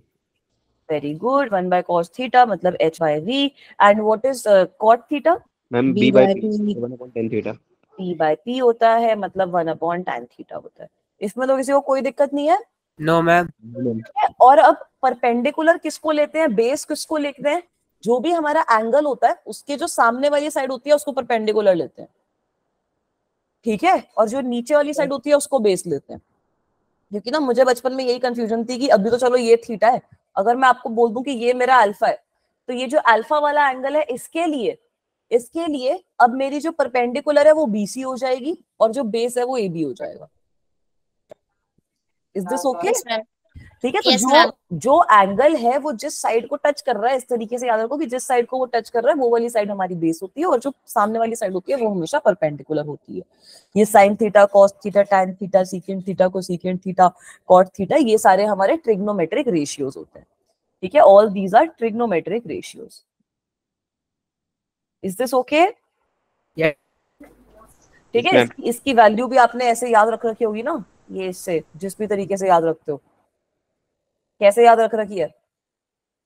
Pandit Badri Prasad हर हर बोल। बद्री प्रसाद हर हर बोले, मैंने भी इस तरीके से याद करी थी ना, हमने तो किसी और तरीके से याद रख रखी है। पापा बीड़ी पी हो गया। हाँ हाँ बेटा। ए भगवान, ये भी सही है, बढ़िया है। नहीं नहीं, ये वाला भी सुना था हमने, हमारे में पापा। हिंदुस्तान हरा भरा। वाह, मैं बोल रही हूँ हमारे वाले सेम, ये सारी चीजें हमने भी अपने स्कूल में सुनी थी। मैंने पंडित बद्री प्रसाद से याद रखी थी, बट इतनी सारी चीजें सुन सुन के ना ये ऑटोमेटिकली याद हो जाता है, फिर दिमाग में वो सॉन्ग आता नहीं है जिससे आप ये चीज लिखोगे, आपको ऑटोमेटिकली याद ही हो जाएगा। ठीक है, अब बेटा ये वाले भी चीजें आपको फेमिलियर लग रही होंगी। Yes ma'am. है ना, ये सारी वैल्यूज भी आप लोगों ने पढ़ी हैं, ये आपके लिए वैसे ही इंपॉर्टेंट है। ये वाली पूरी की पूरी टेबल हमारे लिए इंपॉर्टेंट है कि जो वैल्यूज हम लोगों ने पढ़ रखी है, मतलब ये जो भी एंगल्स हैं उन सब पे आपकी sine, cos, tan, cosecant, secant, cot की क्या वैल्यू आती है। तो साइन और कॉस की तो वैल्यू भी आप लोगों को लिखनी आती है कि यहाँ पे पहले 0 लिखो, 1 लिखो, 2 लिखो, 3 लिखो, 4 लिखो, फिर पूरे को डिवाइड कर दो और उसका रूट ले लो। ऐसे ही करते थे ना साइन की वैल्यू याद रखने के लिए। Yes ma'am. है ना, बट अब आपको इतना यूज कर लिया है आपने इन साइन की वैल्यूज को कि ये वैल्यूज आप लोगों को वैसे ही याद हो गई हैं। टिप्स पे याद है ये वाली, टिप्स पे ट्रिग्नोमेट्री तो बहुत अच्छी लगती है। हाँ चलो, बहुत अच्छी बात है बेटा, ट्रिग्नोमेट्री काम आएगी फिजिक्स में भी हमारे, मतलब वो भी एक अंदर उसके इंटीग्रेट हो जाएगी। ऐसे नहीं होगा कि आपको साइन थीटा निकालना है किसी क्वेश्चन में, बट वो साइन थीटा उस क्वेश्चन में आप इतनी बार यूज करोगे कि आप बोलोगे कि हाँ ट्रिग्नोमेट्री का असली यूज फिजिक्स में हो रहा है। ठीक है, तो ये वाली सारी की सारी वैल्यूज हमें याद रखनी है बेटा, साइन और कॉस की याद रखोगे, बाकी सारी ऑटोमेटिकली याद हो जाएंगी। अब इसके आगे ये कुछ हमारे पास स्पेशल ट्रायंगल्स होते हैं, इनको भी आप देख सकते हो। इन ट्रायंगल्स से आपको एंगल्स की वैल्यू याद होगी। फर्स्ट और सेकंड ट्रायंगल तो आपको मतलब उनकी वैल्यूज ऑलरेडी पता है। यहाँ से आप देख सकते हो कि साइन 45 अगर आप निकालोगे तो 1/√2 आएगा, कॉस 45 निकालोगे तो वो 1/√2 आएगा। है ना, यहाँ से आपके पास साइन, कॉस, टैन सबकी वैल्यूज आ जाएंगी इस वाले स्पेशल ट्रायंगल से। ये जो दूसरा वाला ट्रायंगल है इसमें भी आप देख सकते हो कि साइन 30 की वैल्यू सपोज मुझे निकालनी है। साइन 30 क्या होता है मैम? 1/2। वो वैल्यू तो हमें पता है, मुझे ग्राफ से निकालनी है तो कैसे निकालूंगी, x/2x। Yes ma'am. है ना, तो ये मेरे पास 1/2 आ जाएगा। ठीक है, वैसे अगर मुझे 60 की वैल्यू निकालनी है, सपोज मैं बोलूं कि cos 60 बता दो, तो cos 60 आप के लिए वो भी तो 1/2 होती है। 1/2 होती है। इस स्पेशल ट्रायंगल से कैसे आएगी, x/2x अगेन।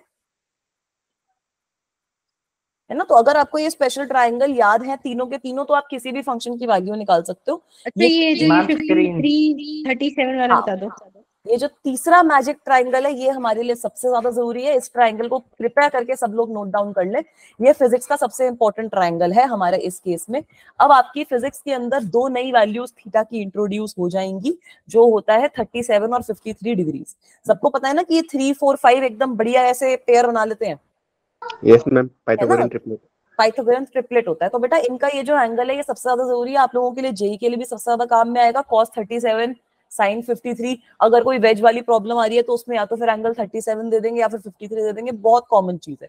तो आपको ये 37 और 53 के लिए सारी की सारी वैल्यूज पता होनी चाहिए, तो उसको हम अब लिख भी लेते हैं।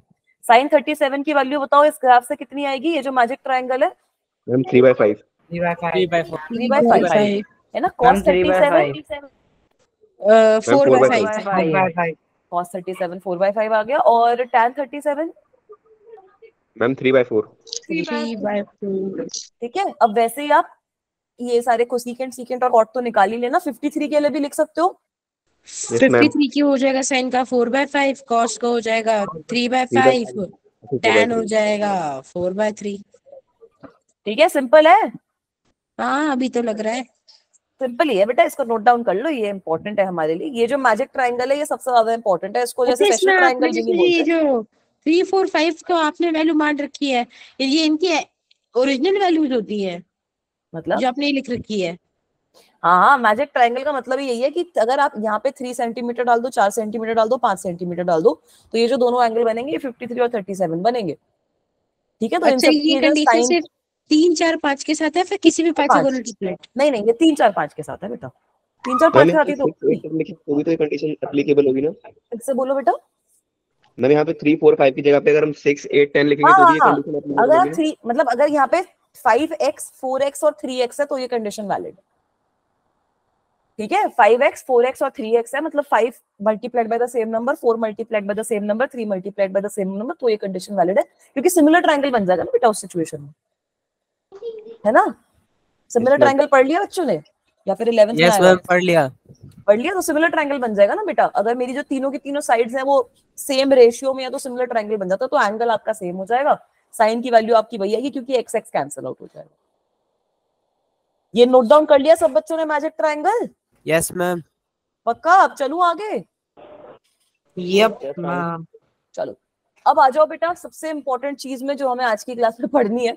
वो इंपॉर्टेंट चीज यही है कि आप ट्रिग्नोमेट्रिक रेशियो की वैल्यू अलग अलग क्वाड्रेंट्स में कैसे फाइंड आउट कर सकते हो। मैं बताऊं? क्वाड्रेंट, हाँ बेटा। फर्स्ट में सब पॉजिटिव होते हैं, सेकंड में साइन और कोसेक होता है, थर्ड में tan और उसका भाई होता है, फोर्थ में कॉस और उसका भाई होता है। खत्म। बिल्कुल सही आपने बोला। तो ये बताओ कि क्वाड्रेंट 1 तो आपको पता है, सब बच्चों को 0 से 90 डिग्री के बीच में क्वाड्रेंट 1 होता है ना। क्वाड्रेंट का मतलब क्या होता है? अब जो अगला क्वाड्रेंट है दैट इज, अगर जो मेरा एंगल है दैट इज बिटवीन 90 टू 180। तीसरा क्वाड्रेंट जो होता है मेरा वो तब आता है जब जो मेरा एंगल है वो 180 से 270 के बीच में है। और जो चौथा क्वाड्रेंट होता है वो तब आता है जब जो एंगल है वो 270 से 360 के बीच में है। ये चीज क्लियर है सबको? Yes ma'am. ठीक है बेटा। और अब बिल्कुल सही बोला आपने, इन क्वाड्रेंट्स की ये बहुत जरूरी प्रॉपर्टी होती है जिसको मैं ब्लू से लिख रही हूँ कि क्वाड्रेंट 1 में सारे के सारे ऑल मतलब बेसिकली साइन टैन कॉस सारे के सारे जितने भी फंक्शंस है वो सब पॉजिटिव होते हैं। क्वाड्रेंट 2 में हमारा खाली साइन पॉजिटिव होता है। ये भी सब बच्चे नोट डाउन कर लेंगे। साइन पॉजिटिव होएगा तो ऑब्वियसली हमारा जो साइन का एसोसिएटेड फंक्शन है कोसेकेंट वो भी पॉजिटिव हो जाएगा। यहाँ पर खाली टैन पॉजिटिव होता है क्वाड्रेंट 3 में। क्वाड्रेंट 3 में खाली टैन पॉजिटिव होता है और क्वाड्रेंट 4 में हमारा खाली कॉस पॉजिटिव होता है। ठीक है, क्वाड्रेंट 4 में हमारी खाली जो कॉस की वैल्यू होती है, एक सेकेंड मेरा पेन गिर गया।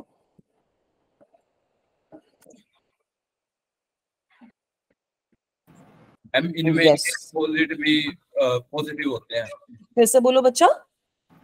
मैं कह रहा हूँ कि जैसे क्वाड्रेंट 2 है तो इसमें साइन पॉजिटिव है ना, तो मैम इसमें साइन भी पॉजिटिव होता है और कोसेकेंट बिल्कुल सही आपने बोला, क्योंकि साइन भी पॉजिटिव होगा तो कोसेकेंट भी आपका पॉजिटिव होगा। स्क्रीन स्टक हो गई। ठीक है, स्क्रीन स्टक हो गई। अभी आ रही है बेटा? यस मैम आ गई।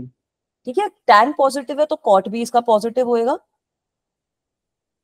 और कॉस पॉजिटिव है तो यहाँ पे आपका सीकेंट वाला जो फंक्शन है वो भी पॉजिटिव होगा। ये आपने बिल्कुल सही बात बोली। बट इसको याद अगर आपको रखना है तो मैंने इसको बचपन से ऐसे ही याद रख रखा है बेटा। स्क्रीन दिख नहीं रही तो एक बार क्लास छोड़ के फिर से ज्वाइन करो। इसको मैंने ऐसे याद रख रखा है, ऑल दिखने लगी? ठीक है, चलो इसको इस तरीके से आप लोग भी याद रख लो। मतलब मैंने इसको किसी नाम वाम से याद नहीं रखा था, इसको मैंने ऐसे याद रख लिया था कि ये मेरे पास 4 क्वाड्रेंट है। School to college. हाँ, आफ्टर स्कूल टू कॉलेज, इससे याद रख सकते हो, या फिर ऑल साइन टैन कॉस, मुझे सिंपली ऐसे ही याद हो गया था। मैंने तो ऐसे याद किया, ऑल सिल्वर टी कप्स। बड़ा कॉम्प्लिकेटेड याद किया यार। आफ्टर स्कूल टू कॉलेज सही है। नहीं मैम, चांदी है ना इसमें, पैसा, समझ रही हो? अच्छा, मतलब पैसे वाली चीज ज्यादा जरूरी है। ठीक है, इसको आप ऐसे भी याद रख सकते हो जैसे बच्चे ने बताया ये सिल्वर वाली चीज से, या फिर आप डायरेक्टली इसको आफ्टर स्कूल टू कॉलेज में भी याद रख सकते हो, ऑल साइन टैन कॉस। ये चीज समझ में आई कि कॉसे क्वाड्रेंट में कौन सा फंक्शन आपका पॉजिटिव होएगा? Yes ma'am. ठीक है, तो मैं बेटा एक चीज पूछ रही थी, हम्म अगर जैसे हम cos 180 की 120 की वैल्यू लेते हैं तो वो प्लस हाफ होगी या माइनस हाफ होगी? माइनस होगी ना बेटा, कॉस की वैल्यू नेगेटिव आएगी ना, अब क्वाड्रेंट 2 है। वो अच्छा, मतलब इन क्वाड्रेंट के हिसाब से इनकी डिग्रीज की वैल्यूज भी चेंज होती रहती है। मतलब जैसे अगर हम लेते साइन 270 तो उसकी वैल्यू -1 होगी। हाँ लेकिन उसी में हम कॉस्ट लेते हैं और कॉस्ट लेंगे तो उसकी वैल्यू 0 होगी, क्योंकि 0 के साथ में स्पेस लगता। राइट। लेकिन tan में वो नॉट डिफाइन ही रहे, नॉट डिफाइन, वो कॉट में भी नॉट डिफाइन रहेगा। मैं हाँ। समझ गया। ठीक है, मतलब आप अगर जैसे आपने बोला मैम कॉस 120 लेने हैं, तो अब सबसे पहला हमारा स्टेप क्या है ट्रिग्नोमेट्रिक रेशियो फाइंड आउट करने का, कि find out the quadrant, find out the quadrant in which the angle lies, है ना। जो भी आपको एंगल गिवन है उसको फाइंड आउट कर लो कि वो किस क्वाड्रेंट में लाई कर रहा है। Find out the quadrant in which the angle lies. ये चीज अभी आप और डिटेल में पढ़ लोगे यार, ये मैं आपको जो आधे 1 घंटे में करवा रही हूँ वो आप पूरे चैप्टर में पढ़ोगे अभी जब आपका 11th में चैप्टर आएगा। अब ये आपने फाइंड आउट कर लिया कि एंगल किस क्वाड्रेंट में लाई कर रहा है। Is this okay? Yes ma'am. ठीक है, अब आपका स्टेप 2 क्या बनता है बेटा, कि जो भी ये क्वाड्रेंट है जिसके अंदर आपका एंगल लाई कर रहा है, इसको आप लिख सकते हो in form of the angle which is lying in quadrant 1।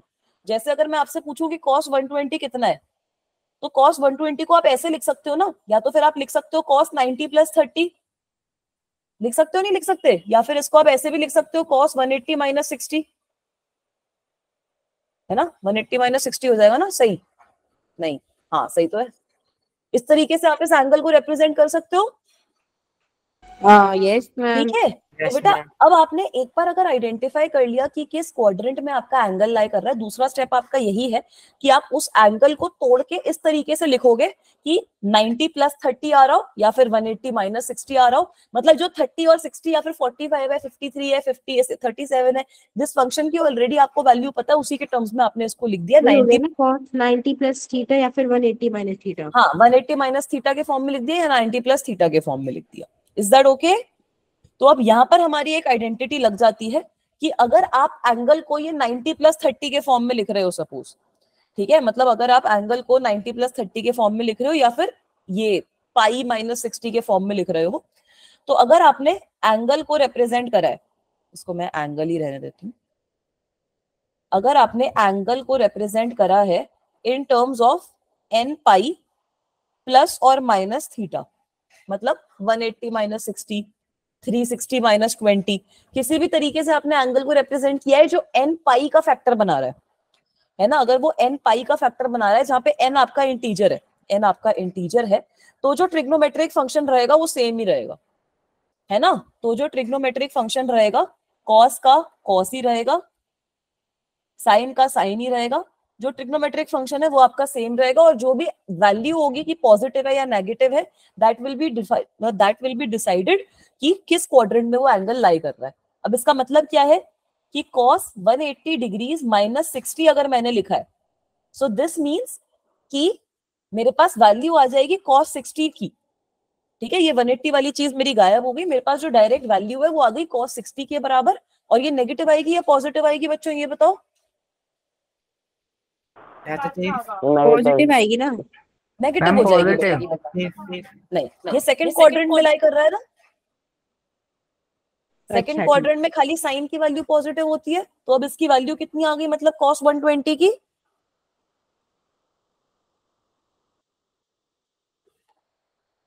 Is this okay? Yup. ठीक है, तो इसका मतलब है कि अगर आपके पास कुछ भी है, यानी यहाँ पे sine n pi plus minus theta है तो वो साइन थीटा बन जाएगा, cos n pi plus minus theta है तो वो cos थीटा बन जाएगा, tan n pi plus minus theta है तो वो tan थीटा बन जाएगा। और जो भी पॉजिटिव या नेगेटिव वैल्यू होगी that will depend on what, that will depend कि आपका जो फंक्शन है वो कौन से क्वाड्रेंट में लाई कर रहा है। Is this thing okay guys? ये वाला रूल क्लियर है? यस। ठीक है, अब आ जाओ सेकंड पार्ट पे। सेकंड पार्ट में क्या है, अब ये एंगल को मैंने 90 + 30 भी तो रिप्रेजेंट किया है ना। तो अगर आप अपने एंगल को 2n + 1 π/2 प्लस और माइनस थीटा, मतलब अब अगर आप अपने एंगल को 90 के रिलेशन में एक्सप्रेस कर रहे हो, π/2 के रिलेशन में एक्सप्रेस कर रहे हो, या 3π/2 के रिलेशन में एक्सप्रेस कर रहे हो, that will be equal to 270 degrees. मतलब 90 के रिलेशन में अगर आप एंगल को एक्सप्रेस करते हो तो एक थोड़ी सी अलग चीज हो जाती है। इस केस में आपका कॉम्प्लीमेंट हो जाता है फंक्शन। कॉम्प्लीमेंट का क्या मतलब होता है बेटा, साइन का कॉस हो जाएगा, है ना। ये आपने 90 + थीटा में भी पढ़ा होगा, 90 - थीटा में, that sine 90 - theta is equal to cos theta. पढ़ा था नहीं पढ़ा था? Yes ma'am. है ना। tan का क्या हो जाता है? Cot. tan का cot होता है? बताओ कॉम्प्लीमेंट्री फंक्शन क्या होता है tan का? ठीक है, और secant का क्या होता है? Cosecant, sorry sec. इस तरीके से हमारे, ठीक है, तो इस तरीके से हमारे जो सारे, वेरी गुड, तो हमारा जो चेंज हो जाएगा हमारा एंगल, tan वाला एंगल जो है वो हमारा कॉट में चेंज हो जाएगा, और कोसेकेंट वाला जो एंगल है वो हमारा सीकेंट में चेंज हो जाएगा। अब इसका भी मतलब मैं आप लोगों को बता देती हूँ, secant will change into cosecant. इसका मतलब क्या है कि यहाँ पे हमारा दूसरा एग्जांपल क्या था? यहाँ पे हमारा दूसरा एग्जांपल था ma'am cos of 90 degree plus 30 degree. तो अब यहाँ पर जो cos वाली चीज है वो साइन में चेंज हो जाएगी, साइन 30 डिग्री हो जाएगा ये, क्योंकि ये जो एंगल है ये 2n+1 π/2 के फॉर्म में मैंने रिप्रेजेंट कर रखा है। तो this will become equal to sine 30। और साइन पॉजिटिव आएगा नेगेटिव आएगा? पॉजिटिव। क्यों बेटा? पॉजिटिव। बेटा यहाँ पर जो साइन होगा वो नेगेटिव आएगा, क्योंकि आप cos की वैल्यू निकाल रहे हो ना। जिस फंक्शन की आप वैल्यू निकाल रहे हो वो फंक्शन क्वाड्रेंट सेकंड में नेगेटिव होता है, तो उसकी वैल्यू भी तो नेगेटिव आएगी, तो इसका आंसर फिर से -1/2 हो जाएगा। समझ में आया थोड़ा बहुत क्या किया इधर? Yes ma'am. पक्का? थोड़े से एग्जांपल्स करूं उससे और अच्छे से समझ में आएगा। मैम ये वाला दोबारा बता दो। ये वाला दोबारा बता दूं बेटा? मैंने क्या बोला, जैसे आपने क्वाड्रेंट 1 में नहीं पढ़ा था कि sin 90 - theta is equal to cos theta, tan 90 - theta is equal to cot theta. तो जहां पर भी ये 90 वाला फैक्टर आ जाता है ना, π/2 का फैक्टर आ गया, 3 π/2 आ गया, 5 π/2 आ गया, कुछ भी अगर π/2 का फैक्टर आप लोगों का आ जाता है, तो उस सिचुएशन में हमेशा जो आपका एंगल होगा वो कॉम्प्लीमेंट हो जाएगा। जैसे अब मैंने यहाँ पर cos 90 + थीटा लिखा है, 90 + 30 लिखा है, तो जो मेरा एंगल है वो कॉम्प्लीमेंट होके मेरे पास sin 30 वैल्यू आ रही है। और आप लोगों को पता है कि क्वाड्रेंट सेकंड में cos की वैल्यू पॉजिटिव नहीं होती, cos की वैल्यू नेगेटिव होती है। So that means that here also I will get cos 90 + theta will get equal to -sin 30, और मेरे पास वैल्यू आ जाएगी -1/2 के बराबर। इज इट ओके ना? बेटा कहाँ गड़बड़ हो रही है? एग्जांपल से समझाऊं एक दो? मैम ये माइनस प्लस में गड़बड़ हो रही है कि मतलब वो माइनस क्यों आया जबकि साइन तो पॉजिटिव होता है साइन क्वाड्रेंट साइन में। नहीं, देखो आप ये मत बोलो कि sin 30 यहाँ पे साइन आ गया। आप ये देखो कि वैल्यू तो हमें cos की निकालनी है ना, आपको cos 120 की वैल्यू फाइंड आउट करनी है, तो cos 120 तो आपका नेगेटिव ही आएगा। ठीक है, आप जिस क्वाड्रेंट में जिसकी वैल्यू फाइंड आउट कर रहे हो वो देखनी है ना आपको कि वो नेगेटिव आएगी या पॉजिटिव आएगी। हाँ बेटा। ओके मैम समझ में आ गया। हाँ बेटा बोलो, एक बच्चे को डाउट है। मैम मेरा नेटवर्क इशू हो गया था, तो मेरे को बस यही पूछना है आपसे कि आपने एंगल इक्वल 2n+1 और π/2 था, इसका मतलब क्या है? मतलब अच्छा बेटा, इसका मतलब ये है कि अगर इसका मतलब है कि अगर n कोई भी इंटीजर है हमारे पास, तो ये हमेशा ऑड होएगा ना, 2n+1 है ना। तो मतलब मेरे पास जो भी एंगल आएगा that will be in terms of π/2, मतलब 90 के टर्म्स में एंगल आएगा, है ना। 90 के टर्म्स में आ गया, 270 के टर्म्स में आ गया, 9 5 से कितना होता है 450 होता है ना, तो 450 के टर्म्स में आ गया। तो π/2 का ऑड मल्टीपल जो है उसके टर्म्स में मेरे पास अगर एंगल आता है उसमें हम प्लस माइनस करते हैं थीटा, तो वो हमेशा कॉम्प्लीमेंट हो जाता है। ठीक है बच्चा? Okay ma'am. Yes ma'am. चलो अब एक दो एग्जांपल्स करते हैं इसके, फिर आप लोगों को थोड़ा अच्छे से समझ में आएगा। सबसे पहला एग्जांपल है sin 120, तो ये तो इजी है, √3/2। Very good. sin 120 को हम कैसे लिख सकते हैं ये बताओ? दो तरीकों से लिख सकते हैं। एक तो हो गया sin 90 + 30, तो ये मेरा क्या हो जाएगा? -cos 30। ये कौन से क्वाड्रेंट में लाई कर रहा है? सेकंड क्वाड्रेंट में साइन पॉजिटिव होता है, यस मैम। तो ये वैल्यू पॉजिटिव रहेगी ना। हाँ बस cos 30 हो जाएगा, तो क्या वैल्यू हो जाएगी? √3/2 है ना। इसी को आप दूसरे तरीके से भी लिख सकते हो, sin 180 - 60, तो इधर क्या वैल्यू हो जाएगी? sin 60। Yes ma'am. So this will be again equal to √3/2। तो दोनों में आंसर तो सेम ही आ रहा है, sin 120 की वैल्यू तो सेम ही होगी। ठीक है मैम स्क्रीन रुक गई है क्या? एक सेकेंड, अभी आ जाएगी। अभी विजिबल है बच्चा? यस मैम आ गई। मैम इसका आंसर -1/√2 है। Very good. Yes ma'am, -1/√2। बिल्कुल सही। cos 135 का क्या मतलब है? cos ऑफ 90 प्लस 40, 90 प्लस 45 तो हो गया ना, है ना? तो इसको हम क्या मैम लिखेंगे? Minus sine 45 very degree. Good, बिल्कुल सही, माइनस साइन और मैम 45। माइनस कॉस भी हो सकता है, माइनस कॉस भी हो 45। सकता है, ये हो जाएगा -1/√2। इसी को आप ऐसे भी लिख सकते हो, कॉस ऑफ 180 डिग्रीज माइनस 45। तो यहाँ पर ये माइनस कॉस 45 बन जाएगा। Yes ma'am. इसकी वैल्यू आ जाएगी -1/√2। तो वैल्यू तो सेम ही आ रही है ना। अब अगले वाले का बताओ, cos 2 110 का क्या आंसर आएगा? (2) क्या बोला बेटा? 1/2 (2) वेरी हम गुड। प्लस अब हमारे 1/2 पास होगा। ओके, √3/2। 2 110 कौन से क्वाड्रेंट में बिलोंग करेगा? क्वाड्रेंट्स को कैसे समझोगे? क्वाड्रेंट्स को ऐसे समझो, 0, 90, 180, 270। तो ये वाला कहाँ लाई करेगा? थर्ड क्वाड्रेंट में। Third quadrant. अब cos 2 110 की वैल्यू कितनी हो जाएगी? cos ऑफ 180 प्लस 30, है ना? So this will be equal to what? Negative of cos 30 again. तो क्या वैल्यू आ जाएगी? Is this okay? -√3/2। Right. Is this okay, guys? Yes ma'am. Yes ma'am, maximum complement नहीं लेंगे। 180 प्लस 30 करा ना, तब कॉम्प्लीमेंट नहीं लेंगे। अगर मैं इसको अगले वाले का 1/√3। Very good. अगर मैं इसको ऐसे लिखूं, 270 माइनस 60। हम स्क्रीन हैंग हो गई। अभी आई बेटा? Yes ma'am. है ना? अब मैं आपको बोल रही हूँ कि अगर मैं इसको ऐसे लिखूं, cos 270 माइनस 60, तो यहाँ पर हम इसका कॉम्प्लीमेंट लेंगे, क्योंकि यहाँ पर अब ये 90 का ऑड फैक्टर आ गया। 90 है, 270 है, ये जो भी आमने सामने वाले फैक्टर्स है ना, इनमें हम लेते हैं कॉम्प्लीमेंट। तो इसका आंसर आ जाएगा आपका minus sine 30 minus sine 60, that will be equal to -√3/2। Is it okay? ठीक है। और फाइनल मैम मैंने ये cos 90 प्लस 45 से करा है। फिर से पूछ बताओ। मैम मैंने इससे करा है cos 90 प्लस 45। हाँ ठीक है। मैम उससे आ ही नहीं रहा। 90 प्लस 45 की से वैल्यू √3 होगी प्लस में। ठीक है, वेरी गुड बेटा। 90 प्लस 45 में क्या दिक्कत हो रही है बच्चा? साइन 45 की तो -1/√2 आ गई ना, मतलब माइनस साइन 45 इक्वल्स टू -1/√2। हाँ तो ठीक है वो वैल्यू। मैम चलो ठीक है मैम, आ गई।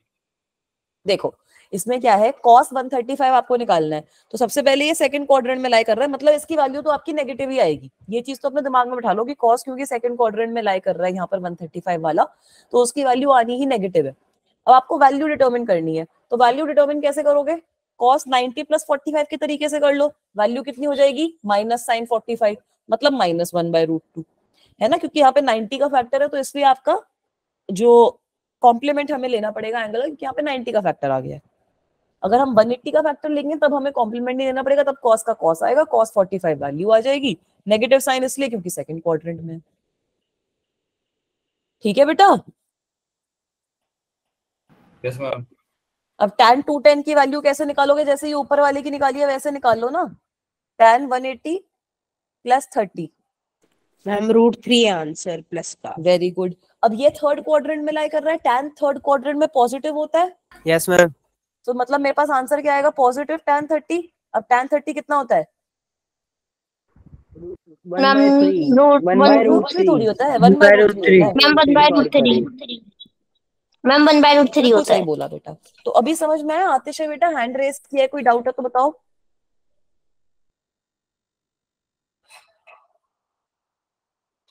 ठीक है, क्लियर हुई? Yes ma'am. ऐसे कोई भी वैल्यू दो की निकाल लोगे? Yes ma'am. हम निकाल लेंगे। ठीक है, निकाल लो तो फिर बहुत ही बढ़िया है। अब बेटा इसी तरीके से ये एक टेबल आ जाती है, जिसमें मतलब थोड़ी सी ऐसे टेबल आंखों पे लग रही है मेरे, बट ये जो टेबल है इसमें आपकी most of the values already मैंने दे रखी है। जैसे 0 से 90 की है, 0 से 90 की जैसे जो है, अब ये सारी वैल्यूज वेरीफाई कर सकते हो, मैंने इसलिए दी है आपको।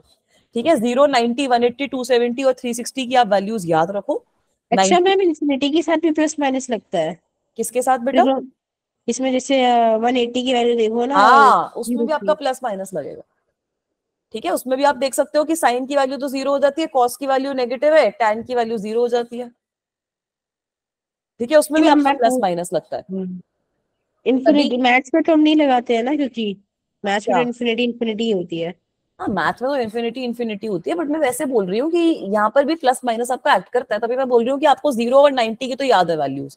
180 और 270 पे क्या हो रहा है साइन और कॉस का, वो भी याद रख लो। 180 पे क्या हो रहा है, जो 0 पे हो रहा है कि साइन 0 हो जाता है और कॉस नेगेटिव हो जाता है, -1 हो जाता है।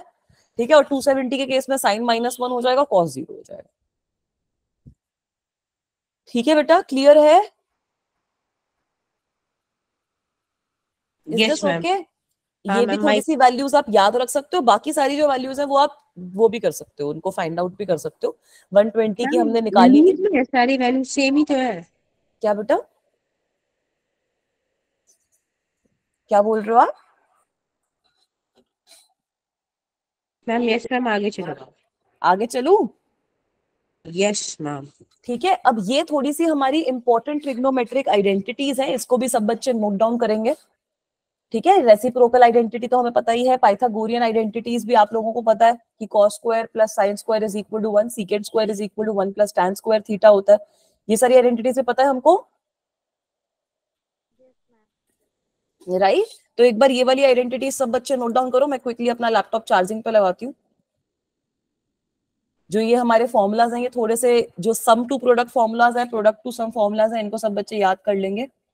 मैम जानते हो, हम्म, आपने ना एक क्वेश्चन कराया था बहुत पहले, ठीक है। मेरे ख्याल से दूसरे या तीसरे लेक्चर में कराया हो, उसमें ना ये जो हाफ एंगल फॉर्मूला है ना, उसको हाँ, सेकंड फॉर्मूला लग रहा वो था। यूज हुआ था, वो यूज हुआ था, तभी मैं बोल रही हूँ कि ये और वाले मैं समझने फॉर्मूलाज में भी आ गया हमारे था कि लिए ये कैसे इंपॉर्टेंट होगा। है। हाँ, ये वाले फॉर्मूलाज इंपॉर्टेंट है, इन सबको भी आप नोट डाउन कर लो। और मुझे 1 सेकंड दो, मैं फटाफट चार्जिंग पे लगाती हूँ लैपटॉप, वरना बंद हो जाएगा, फिर आप बोलोगे कि मैम गायब हो गई। ये give me a second guys, let me gate my charger.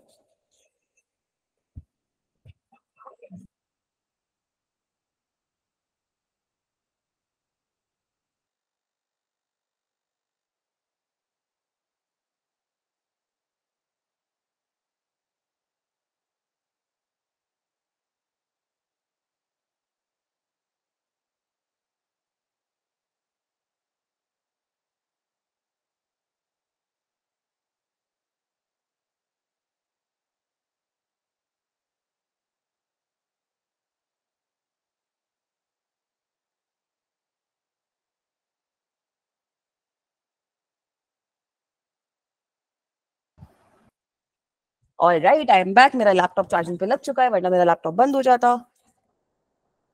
ठीक है, नोट मैम डाउन किया? कांग्रेचुलेशन, नहीं हाँ टेप हाँ, रहोगी। टेप लो, वरना फोटो ले लो, कोई नहीं, वरना ग्रुप में भेजूंगी तब नोट डाउन कर लेना फिर। मैम नहीं, कुछ फॉर्मूला जिसमें ऐसे है ना जो रेंडमली प्रैक्टिस करते वक्त आ जाते तो दिमाग काम नहीं करता हाँ, उनको अब इन कैसे। सब की भी आप बहुत प्रैक्टिस करोगे अभी, मतलब अभी जब आप पढ़ोगे ना ये सारी चीजें, तब भी आप बहुत सारी प्रैक्टिस करोगे।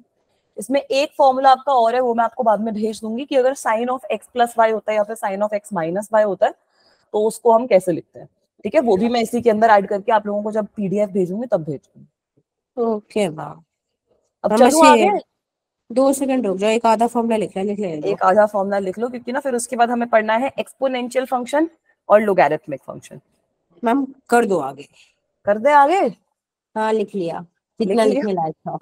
ठीक है, अब एक्सपोनेंशियल और क्वाड्रेटिक फंक्शन, वो एक्सपोनेंशियल और लोगैरिथमिक इजी है, उसमें ज्यादा डिटेल में भी हमें नहीं जाना है।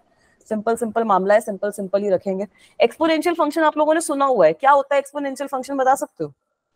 ऐसा फंक्शन जिसकी कोई पावर हो, जैसे X square, F X very F good, bracket X square. Very good. तो here a constant, this is a sort of function where a constant is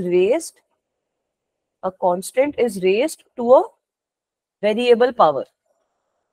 तो एक्सपोनेंशियल फंक्शंस आपके काफी स्पेशल होते हैं, क्योंकि यहाँ पे क्या हो रहा है, इसको अब हम कैसे लिखते हैं, f of x is equal to some constant, suppose मेरे पास कुछ कांस्टेंट है बी रेज टू एक्स, मतलब यहाँ पर जो मेरा वेरिएबल है वो पावर के फॉर्म में आ रहा है, इसको हम एक्सपोनेंशियल फंक्शन कहते हैं। और यहाँ पर b की जो वैल्यू होती है वो आपकी ग्रेटर देन 0 रहती है, b कभी भी आपका 1 नहीं रहता, क्योंकि वरना एक्सपोनेंशियल फंक्शन वो नहीं माना जाएगा। एंड ये जो b होता है, जो भी ये नंबर है, इसको आप कहते हो base. Alright, this number is your base, b is always greater than 1। Is this okay? मतलब ग्रेटर देन 1 नहीं बोलेंगे हम इसको बोलेंगे ग्रेटर देन 0। b की वैल्यू हमेशा ग्रेटर देन 0 होती है एंड b इज not equal to 1। Is this okay? कोई भी रियल नंबर हो सकता है आपका बेस। ठीक है बेटा? 1 क्यों नहीं हो सकता? बेटा 1 होएगा तो 1 की पावर x तो कांस्टेंट फंक्शन बन गया ना। ओ अच्छा।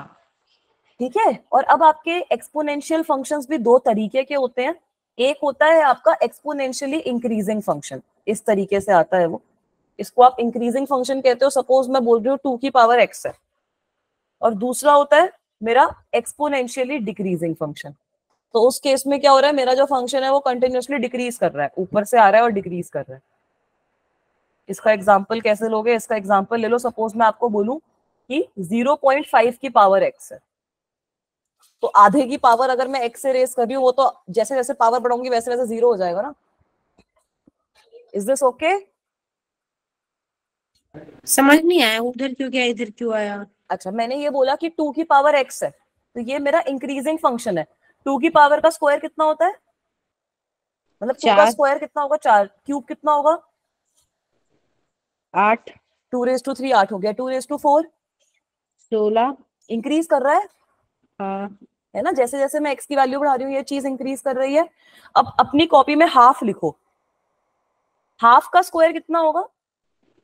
0.04 नहीं 0.25। 0.25। 0.25 0.5 से छोटा हो गया ना उसका स्क्वायर, हाँ। है ना? तो मतलब उसकी वैल्यू 1 पे ज्यादा है, और जब मैं x की वैल्यू बढ़ा रही हूँ तो इसकी वैल्यू कम हो रही है, तो ये डिक्रीजिंग हो रही है ना बेटा, ये डिक्रीजिंग फंक्शन आ रहा है। When you are increasing the value of x, the value of y is decreasing. In case of increasing function, when you increase the value of x, the value of y increases. Okay ma'am. ठीक है। अब इसी के अंदर एक नई चीज आ जाती है आपकी, जो होता है नेचुरल एक्सपोनेंशियल। नेचुरल एक्सपोनेंशियल, तो ये हमने अभी डिफरेंशिएशन में देखा भी था, जो सब बच्चों ने मेरे से पूछा कि मैम ये ई क्या होता है। पूछा था नहीं पूछा था? यस मैम पूछा था, ई की पावर x क्या है। Very good. तो बेटा ई की पावर x जो होता है वो आपका ऑयलर्स नंबर होता है। It is your Euler's number, और इसको हम ई से रिप्रेजेंट करते हैं। इसकी जो वैल्यू होती है it is equal to 2.718, nearly equal to 2.718, और यहाँ पर हम f ऑफ x लिख सकते हैं as e raise to the power x। बस इतना ही होता है, यही है हमारा e raise to the power x, जिसको हमें समझना भी है। ये हमारा ना जब रेडियो एक्टिविटी वगैरह हम चीजें पढ़ेंगे फिजिक्स के अंदर, तब काफी जगहों पे काम आएगा। e raise to the power x हम उधर भी लगाएंगे। अभी शायद आपका ये वाले टर्म में पर्टिकुलरली काम ना है जब हम मैकेनिक्स से डील करेंगे, बट आगे जाकर ये हमारे काफी काम में आता है। Is it okay guys? Yes ma'am. ठीक है। अब इसी के बाद लोगैरिथमिक फंक्शन बता दूं क्या होता है? Yes ma'am. ये जो आइलर्स नंबर होता है 2.178, 7 मिनट, सॉरी, इसकी वैल्यू क्वेश्चन में पेपर में गिवन होगी या फिर नहीं होगी? इसकी वैल्यू की आपको जरूरत ही नहीं पड़ेगी। आपको पता होना चाहिए कि इसकी वैल्यू वैसे एक कांस्टेंट होती है, 2.718, 2818 ऐसे कंटिन्यू करती रहती है इसकी वैल्यू। अच्छा, ठीक जो है। 2.7 याद करनी है ना? हाँ, आपको 2.7 इसकी वैल्यू याद रखनी है, बट वैसे आपको इसकी वैल्यू की ऐसा जरूरत पड़ेगी। ठीक है। अब बेटा ये जो हमने पढ़ा है ना एक्सपोनेंशियल फंक्शन, उसी का जैसे हमने देखा था ना कि डेरिवेटिव होता है और डेरिवेटिव का उल्टा इंटीग्रेशन में आता है हमारे पास, तो एक्सपोनेंशियल फंक्शन का उल्टा हो जाता है लोगैरिथमिक फंक्शन। लोगैरिथमिक फंक्शन जो होता है it is the direct inverse of exponential function. ये भी आप लोग नोट डाउन कर सकते हैं। नेगेटिव पावर, नेगेटिव पावर नहीं, inverse operation, inverse of exponential function. Ma'am मतलब रूट एक लॉगरिथमिक फंक्शन है? नहीं, बताती हूँ। वो भी तो उल्टा हुआ। इनवर्स का मतलब क्या है कि अगर मेरे पास कोई फंक्शन है जिसको मैं कुछ ऐसे लिख रही हूँ, दैट अगर मैं लॉग फंक्शन को ऐसे लिख रही हूँ that y is equal to log to the base a of x। ठीक है। अगर मैं किसी फंक्शन को इस तरीके से रिप्रेजेंट कर रही हूँ that y is equal to log to the base of a, और ब्रैकेट में मेरे पास x आ रहा है, तो इसका मतलब है that x is equal to a की पावर y। ठीक है। ये जो भी log के साथ में आपका बेस लिखा हुआ होता है, जो भी यहाँ पर बेस होता है आपका a की पावर में, वो बेस आपका एक तरीके से ये कांस्टेंट है, जिससे ये जो लेफ्ट हैंड साइड पे आपका y वाला फंक्शन है वो रेज्ड है। अभी समझ में आया? यस मैम आया। ठीक है। आया? पक्का? नहीं आया? एग्जाम्पल दूं? Yes sir. चलो एग्जाम्पल क्या लोगे बताओ। सपोज मैं आपको बोल रही हूँ कि मुझे बताओ, अगर मेरे पास कोई फंक्शन है f of x is equal to exponential की पावर 3x, तो अगर मुझे इसका लॉग लेना होगा तो ले सकते हैं? log 3x e कुछ ऐसा। Very good. तो मतलब log to the base e आ जाएगा इस सिचुएशन में मेरा, क्योंकि जो मेरा बेस है वो e के बराबर है और ब्रैकेट में मेरा y, उस साइड पे 3x चला जाएगा और जो फंक्शन है वो ब्रैकेट में आ जाएगा। ठीक है, कॉम्प्लिकेटेड हो गया क्या बहुत ज्यादा? नहीं, मैंने जो बोला वो सही है, क्योंकि मेरे को भी नहीं पता लगा मैंने क्या बोल दिया। तो फिर मुझे कैसा चलेगा क्या बोला आपने? नहीं, आपने जो क्वेश्चन लिखा था ना अभी, उसका मैंने आंसर दे दिया, आपने कहा सही है। एक सेकेंड, आपने क्या बोला फिर से बताओ? आपने ना एक क्वेश्चन अभी लिखा था, सपोज मैंने मेरे ना पास उसका, e की ब्रैकेट 2x हाँ, है, तो मैंने उसका आंसर बोला था log बेस में 2x। नहीं बेटा इसको ना हम इस तरीके से इमेजिन नहीं करेंगे। अब इसको आप इस तरीके से इमेजिन करोगे कि अगर मैं यहाँ पर ln y लिख दूं तो उसकी वैल्यू मेरे पास 2x आएगी। ठीक है, अभी इस पे भी मैं आती हूँ चीज पे कि लॉग, अगर मैं यहाँ पर अब लॉग ले लूंगी तो ये जो पावर वाली चीज होती है ना ये नीचे आ जाती है और जो बेस का फंक्शन है वो इधर आ जाता है। ठीक है, इसको किसी और तरीके से लिखते हैं। Suppose I am saying that I am having y is equal to, screen paused है क्या? आई थिंक विजिबल है बेटा। ठीक है, suppose I am saying that y is equal to 10 की पावर रेज टू x। तो अगर मैं यहाँ पर अब इसका लॉग लूंगी तो मेरे पास लॉग 10 आ जाएगा और मेरे पास जो वैल्यू है वो y की आ जाएगी, it will be equal to x। ये मतलब होता है, ये मतलब होता है लॉग का। यस, ठीक है। तो लॉग बेसिकली क्या करता है, अगर मेरे पास बहुत ही कोई कॉम्प्लिकेटेड पावर वाली चीज है तो उसको सिंप्लीफाई कर देता है, छोटा कर देता है ना, छोटा कर देता है। मतलब अगर मैं आपको बहुत ही कॉम्प्लिकेटेड पावर बोल रही हूँ तो वो उसको सिंप्लीफाई करके आपको वैल्यू दे देगा उसकी। और यहाँ पर ये तो लॉग हो गया, हमने ln भी तो देखा था, नेचुरल लॉग, नेचुरल लॉग देखा था ना हमारा। Yes sir. तो नेचुरल लॉग का क्या मतलब है, अगर हमारा बेस e के बराबर होता है तो उस सिचुएशन में हम लिखते हैं नेचुरल लॉग। अगर हमारा बेस e के बराबर है तो जो फंक्शन होएगा which is log e of x, this will become equal to natural log. ठीक है, इसका भी अब एप्लीकेशन वो e रेज टू x वाले एग्जांपल में देख सकते हो। सपोज मैं आपको बोलूं y is equal to e raise to x, तो यहां पर अगर मैं दोनों साइड पे नेचुरल लॉग ले लूं तो मेरे पास क्या आ जाएगा, ln y is equal to x। ठीक है, लॉग लेने का थोड़ा मतलब दिख रहा है कि मैं क्यों बोल रही हूँ कि इनवर्स फंक्शन एक्सपोनेंशियल का। अगर आपके पास बहुत ही कोई कॉम्प्लिकेटेड एक्सपोनेंशियल फंक्शन है तो आप सिंप्लीफाई कर सकते हो यूजिंग लॉग फंक्शन। ठीक है, थोड़ा बहुत ठीक लगा। मतलब y इज इक्वल टू में e की पावर x को अगर हम दो तरीके से जब हम खोलेंगे, मतलब लॉग की फॉर्म में लिखेंगे, तो वो e n y is equal to x होगा। इसका मतलब क्या है कि जैसे अगर इसको आप मैथ्स में यूज करते हो ना, तो मैथ्स में क्या फायदा, सपोज मैंने आपको बोला कि e की पावर 100 बताओ मेरे को, कैसे बताओगे भाई तुम? ये बता सकते हो क्या मुझे e की पावर 100 की वैल्यू?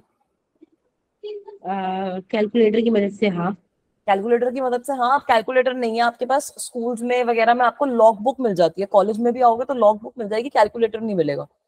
तो वहां पे अब आप क्या करते हो, यहाँ पे आप लॉग ले लोगे तो मेरे पास ये जो पूरा का पूरा फंक्शन है इक्वल्स टू 100 हो जाएगा। अब यहाँ पर आप इसकी वैल्यू निकाल सकते हो कि y की कौन सी वैल्यू के लिए log ln की वैल्यू 100 आती है, तो आपके पास आंसर आ गया। ओके, ठीक है, so that is the use of log कि बहुत जो कॉम्प्लिकेटेड पावर्स होती है उनको आप बहुत ज्यादा आसान करके स्टडी कर सकते हो लॉग को यूज करके। ठीक है यश बेटा, समझ में आया?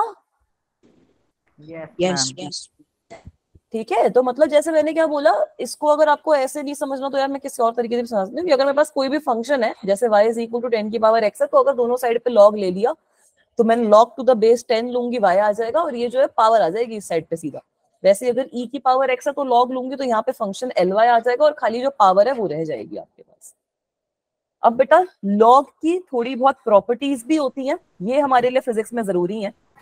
तो पहली प्रॉपर्टी ये होती है कि अगर आपके पास किसी भी फंक्शन का आप लॉग ले रहे हो, कुछ भी बेस है उसका, और आपके पास ब्रैकेट में दोनों फंक्शंस मल्टीप्लाई हो रहे हैं, दो फंक्शन आपके लॉग में मल्टीप्लाई हो रहे हैं। एक सेकंड, आई थिंक नंबर मेरा रुक चुका है, स्क्रीन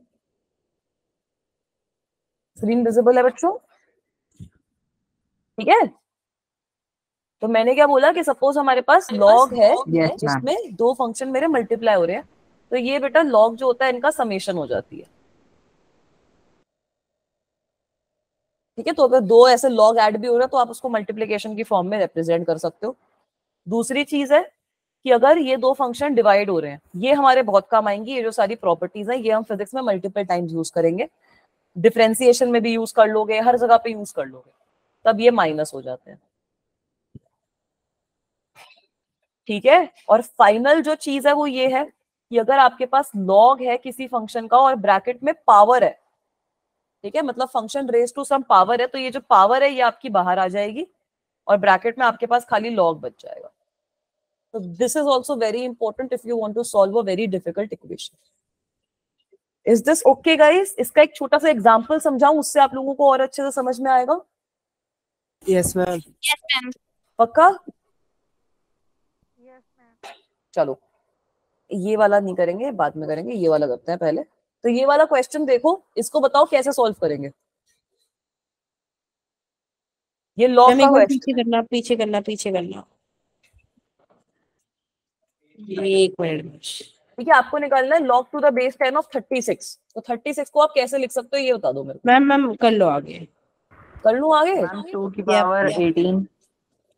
2 की पावर 18 36 थोड़ी देता है वो 2 into 18। 2 into 18, ठीक है, वेरी गुड। चलो इसको मैं एक और तरीके से सिंपली लिख सकती हूँ, 6 का square. Yes ma'am. Yes ma'am. log 10 of 6 का स्क्वायर। तो हमने अभी क्या पढ़ा कि जो पावर है वो बाहर आ जाएगी, मतलब एक तरीके से ये कितना हो गया, 2 ऑफ log 6। हाँ this is okay? Yes ma'am. अब 6 क्या होता है? 3 into 2। अरे मैम ये ऊपर वाले से मल्टीप्लाई करके आ जाएगा, फिर इसको 2 से मल्टीप्लाई कर देंगे। बिल्कुल सही, मतलब 2 into log 10 की पावर 2 का ये इंटू और फिर 3 वाला इंटू। हाँ बिल्कुल सही आपने बोला। मतलब अब मैं इसको क्या लिख सकती हूँ, 2 log 3 हाँ प्लस 2 log 2। बता दोगे उसका आंसर? Yes ma'am. इस तरीके से आपने कुछ भी स्प्लिट कर दिया ना 6 को, मतलब 2 और 3 में। हाँ 3 into 2 मैम होता है इंटू नहीं ना? आएगा बीच में? नहीं, हमने क्या पढ़ा था कि log mn is equal to log m plus log m। Okay ma'am okay. ठीक है, तो यहाँ पर भी वही सेम चीज मैंने करी है कि अगर मेरे पास, बेटा आपकी वॉइस ब्रेक हो रही है, बच्चा फिर से बोलो। मैम जो log 3 है उसकी 2 से इंटू होगी ना? हाँ हाँ हाँ, ये जो ये बाहर वाला 2 तो हमारा मल्टीप्लाई होगा ना इधर। तो अब आपको ये log 2 की वैल्यू पता है, log 3 की वैल्यू पता है, निकल गई ये कॉम्प्लिकेटेड सी वैल्यू। तो क्या आ जाएगा? 1.56 आएगा। इसका आंसर एक बार आप वेरीफाई कर सकते हो। Is this okay? पिछली वाली स्क्रीन की तरफ। अच्छा मैम, पिछली वाली जैसे कोई बेस लिख रहा है, जैसे कोई मैं क्वेश्चन ब्लॉक का लिख रहा हूँ और मैंने बेस और बेस जो है और जो हमारा वो दूसरा होता है, जैसे अपने 2 पीछे में 2 3 था, वो एक साथ हो गया तो गलत हो जाएगा। हाँ तो बेस मल्टीप्लाई थोड़ी हो रहा है उनसे, बेस तो एक डिनोशन है कि हाँ बेस 10 थोड़ा तो नीचे होगा, थोड़ा नीचे होगा, पर मेरी थोड़ा सा राइटिंग थोड़ी नीचे हो रहा बुरी है। है। हाँ तो वो देखो राइटिंग से आपको मतलब है। 1.5562 आ रही है। तो नियरली 1.56। Yes ma'am. ठीक है, तो इस तरीके के क्वेश्चन आएंगे तो हो जाएंगे लॉग के। ये लॉग की तीनों प्रॉपर्टी जरूरी है, ये याद रखना, और लॉग होता क्या है वो याद रखना, सारे क्वेश्चन हो जाएंगे। इतना ही पढ़ना है मैथ्स में, और नहीं पढ़ना भाई। बस हो गई मैथ्स। मैम हो गई आज की क्लास? हाँ खत्म। अरे वाह। क्या बेटा? मैम ये 156 कैसा है, एक बार डिटेल में बता दीजिए। 1.56। अच्छा, ये log 3 की वैल्यू ऊपर क्वेश्चन में गिवन है 0.4771, और log 10 की वैल्यू भी गिवन है, log 10 to the log base 10 की वैल्यू 2 वाली वैल्यू भी गिवन है 0.3010। तो ये दोनों की वैल्यू पुट कर दोगे ना? Yes ma'am. तो आ जाएगा ना 1.56 बच्चा। ठीक है, तो this marks the end of mathematical tools. हम लोगों ने सारे मैथमेटिकल टूल्स पढ़ लिए हैं जो हमारे लिए फिजिक्स में जरूरी है। यही सारे आपके टेस्ट में भी आएंगे संडे को, तो सब लोग अच्छे से तैयारी करो, कल की आपके पास छुट्टी भी है बेटा।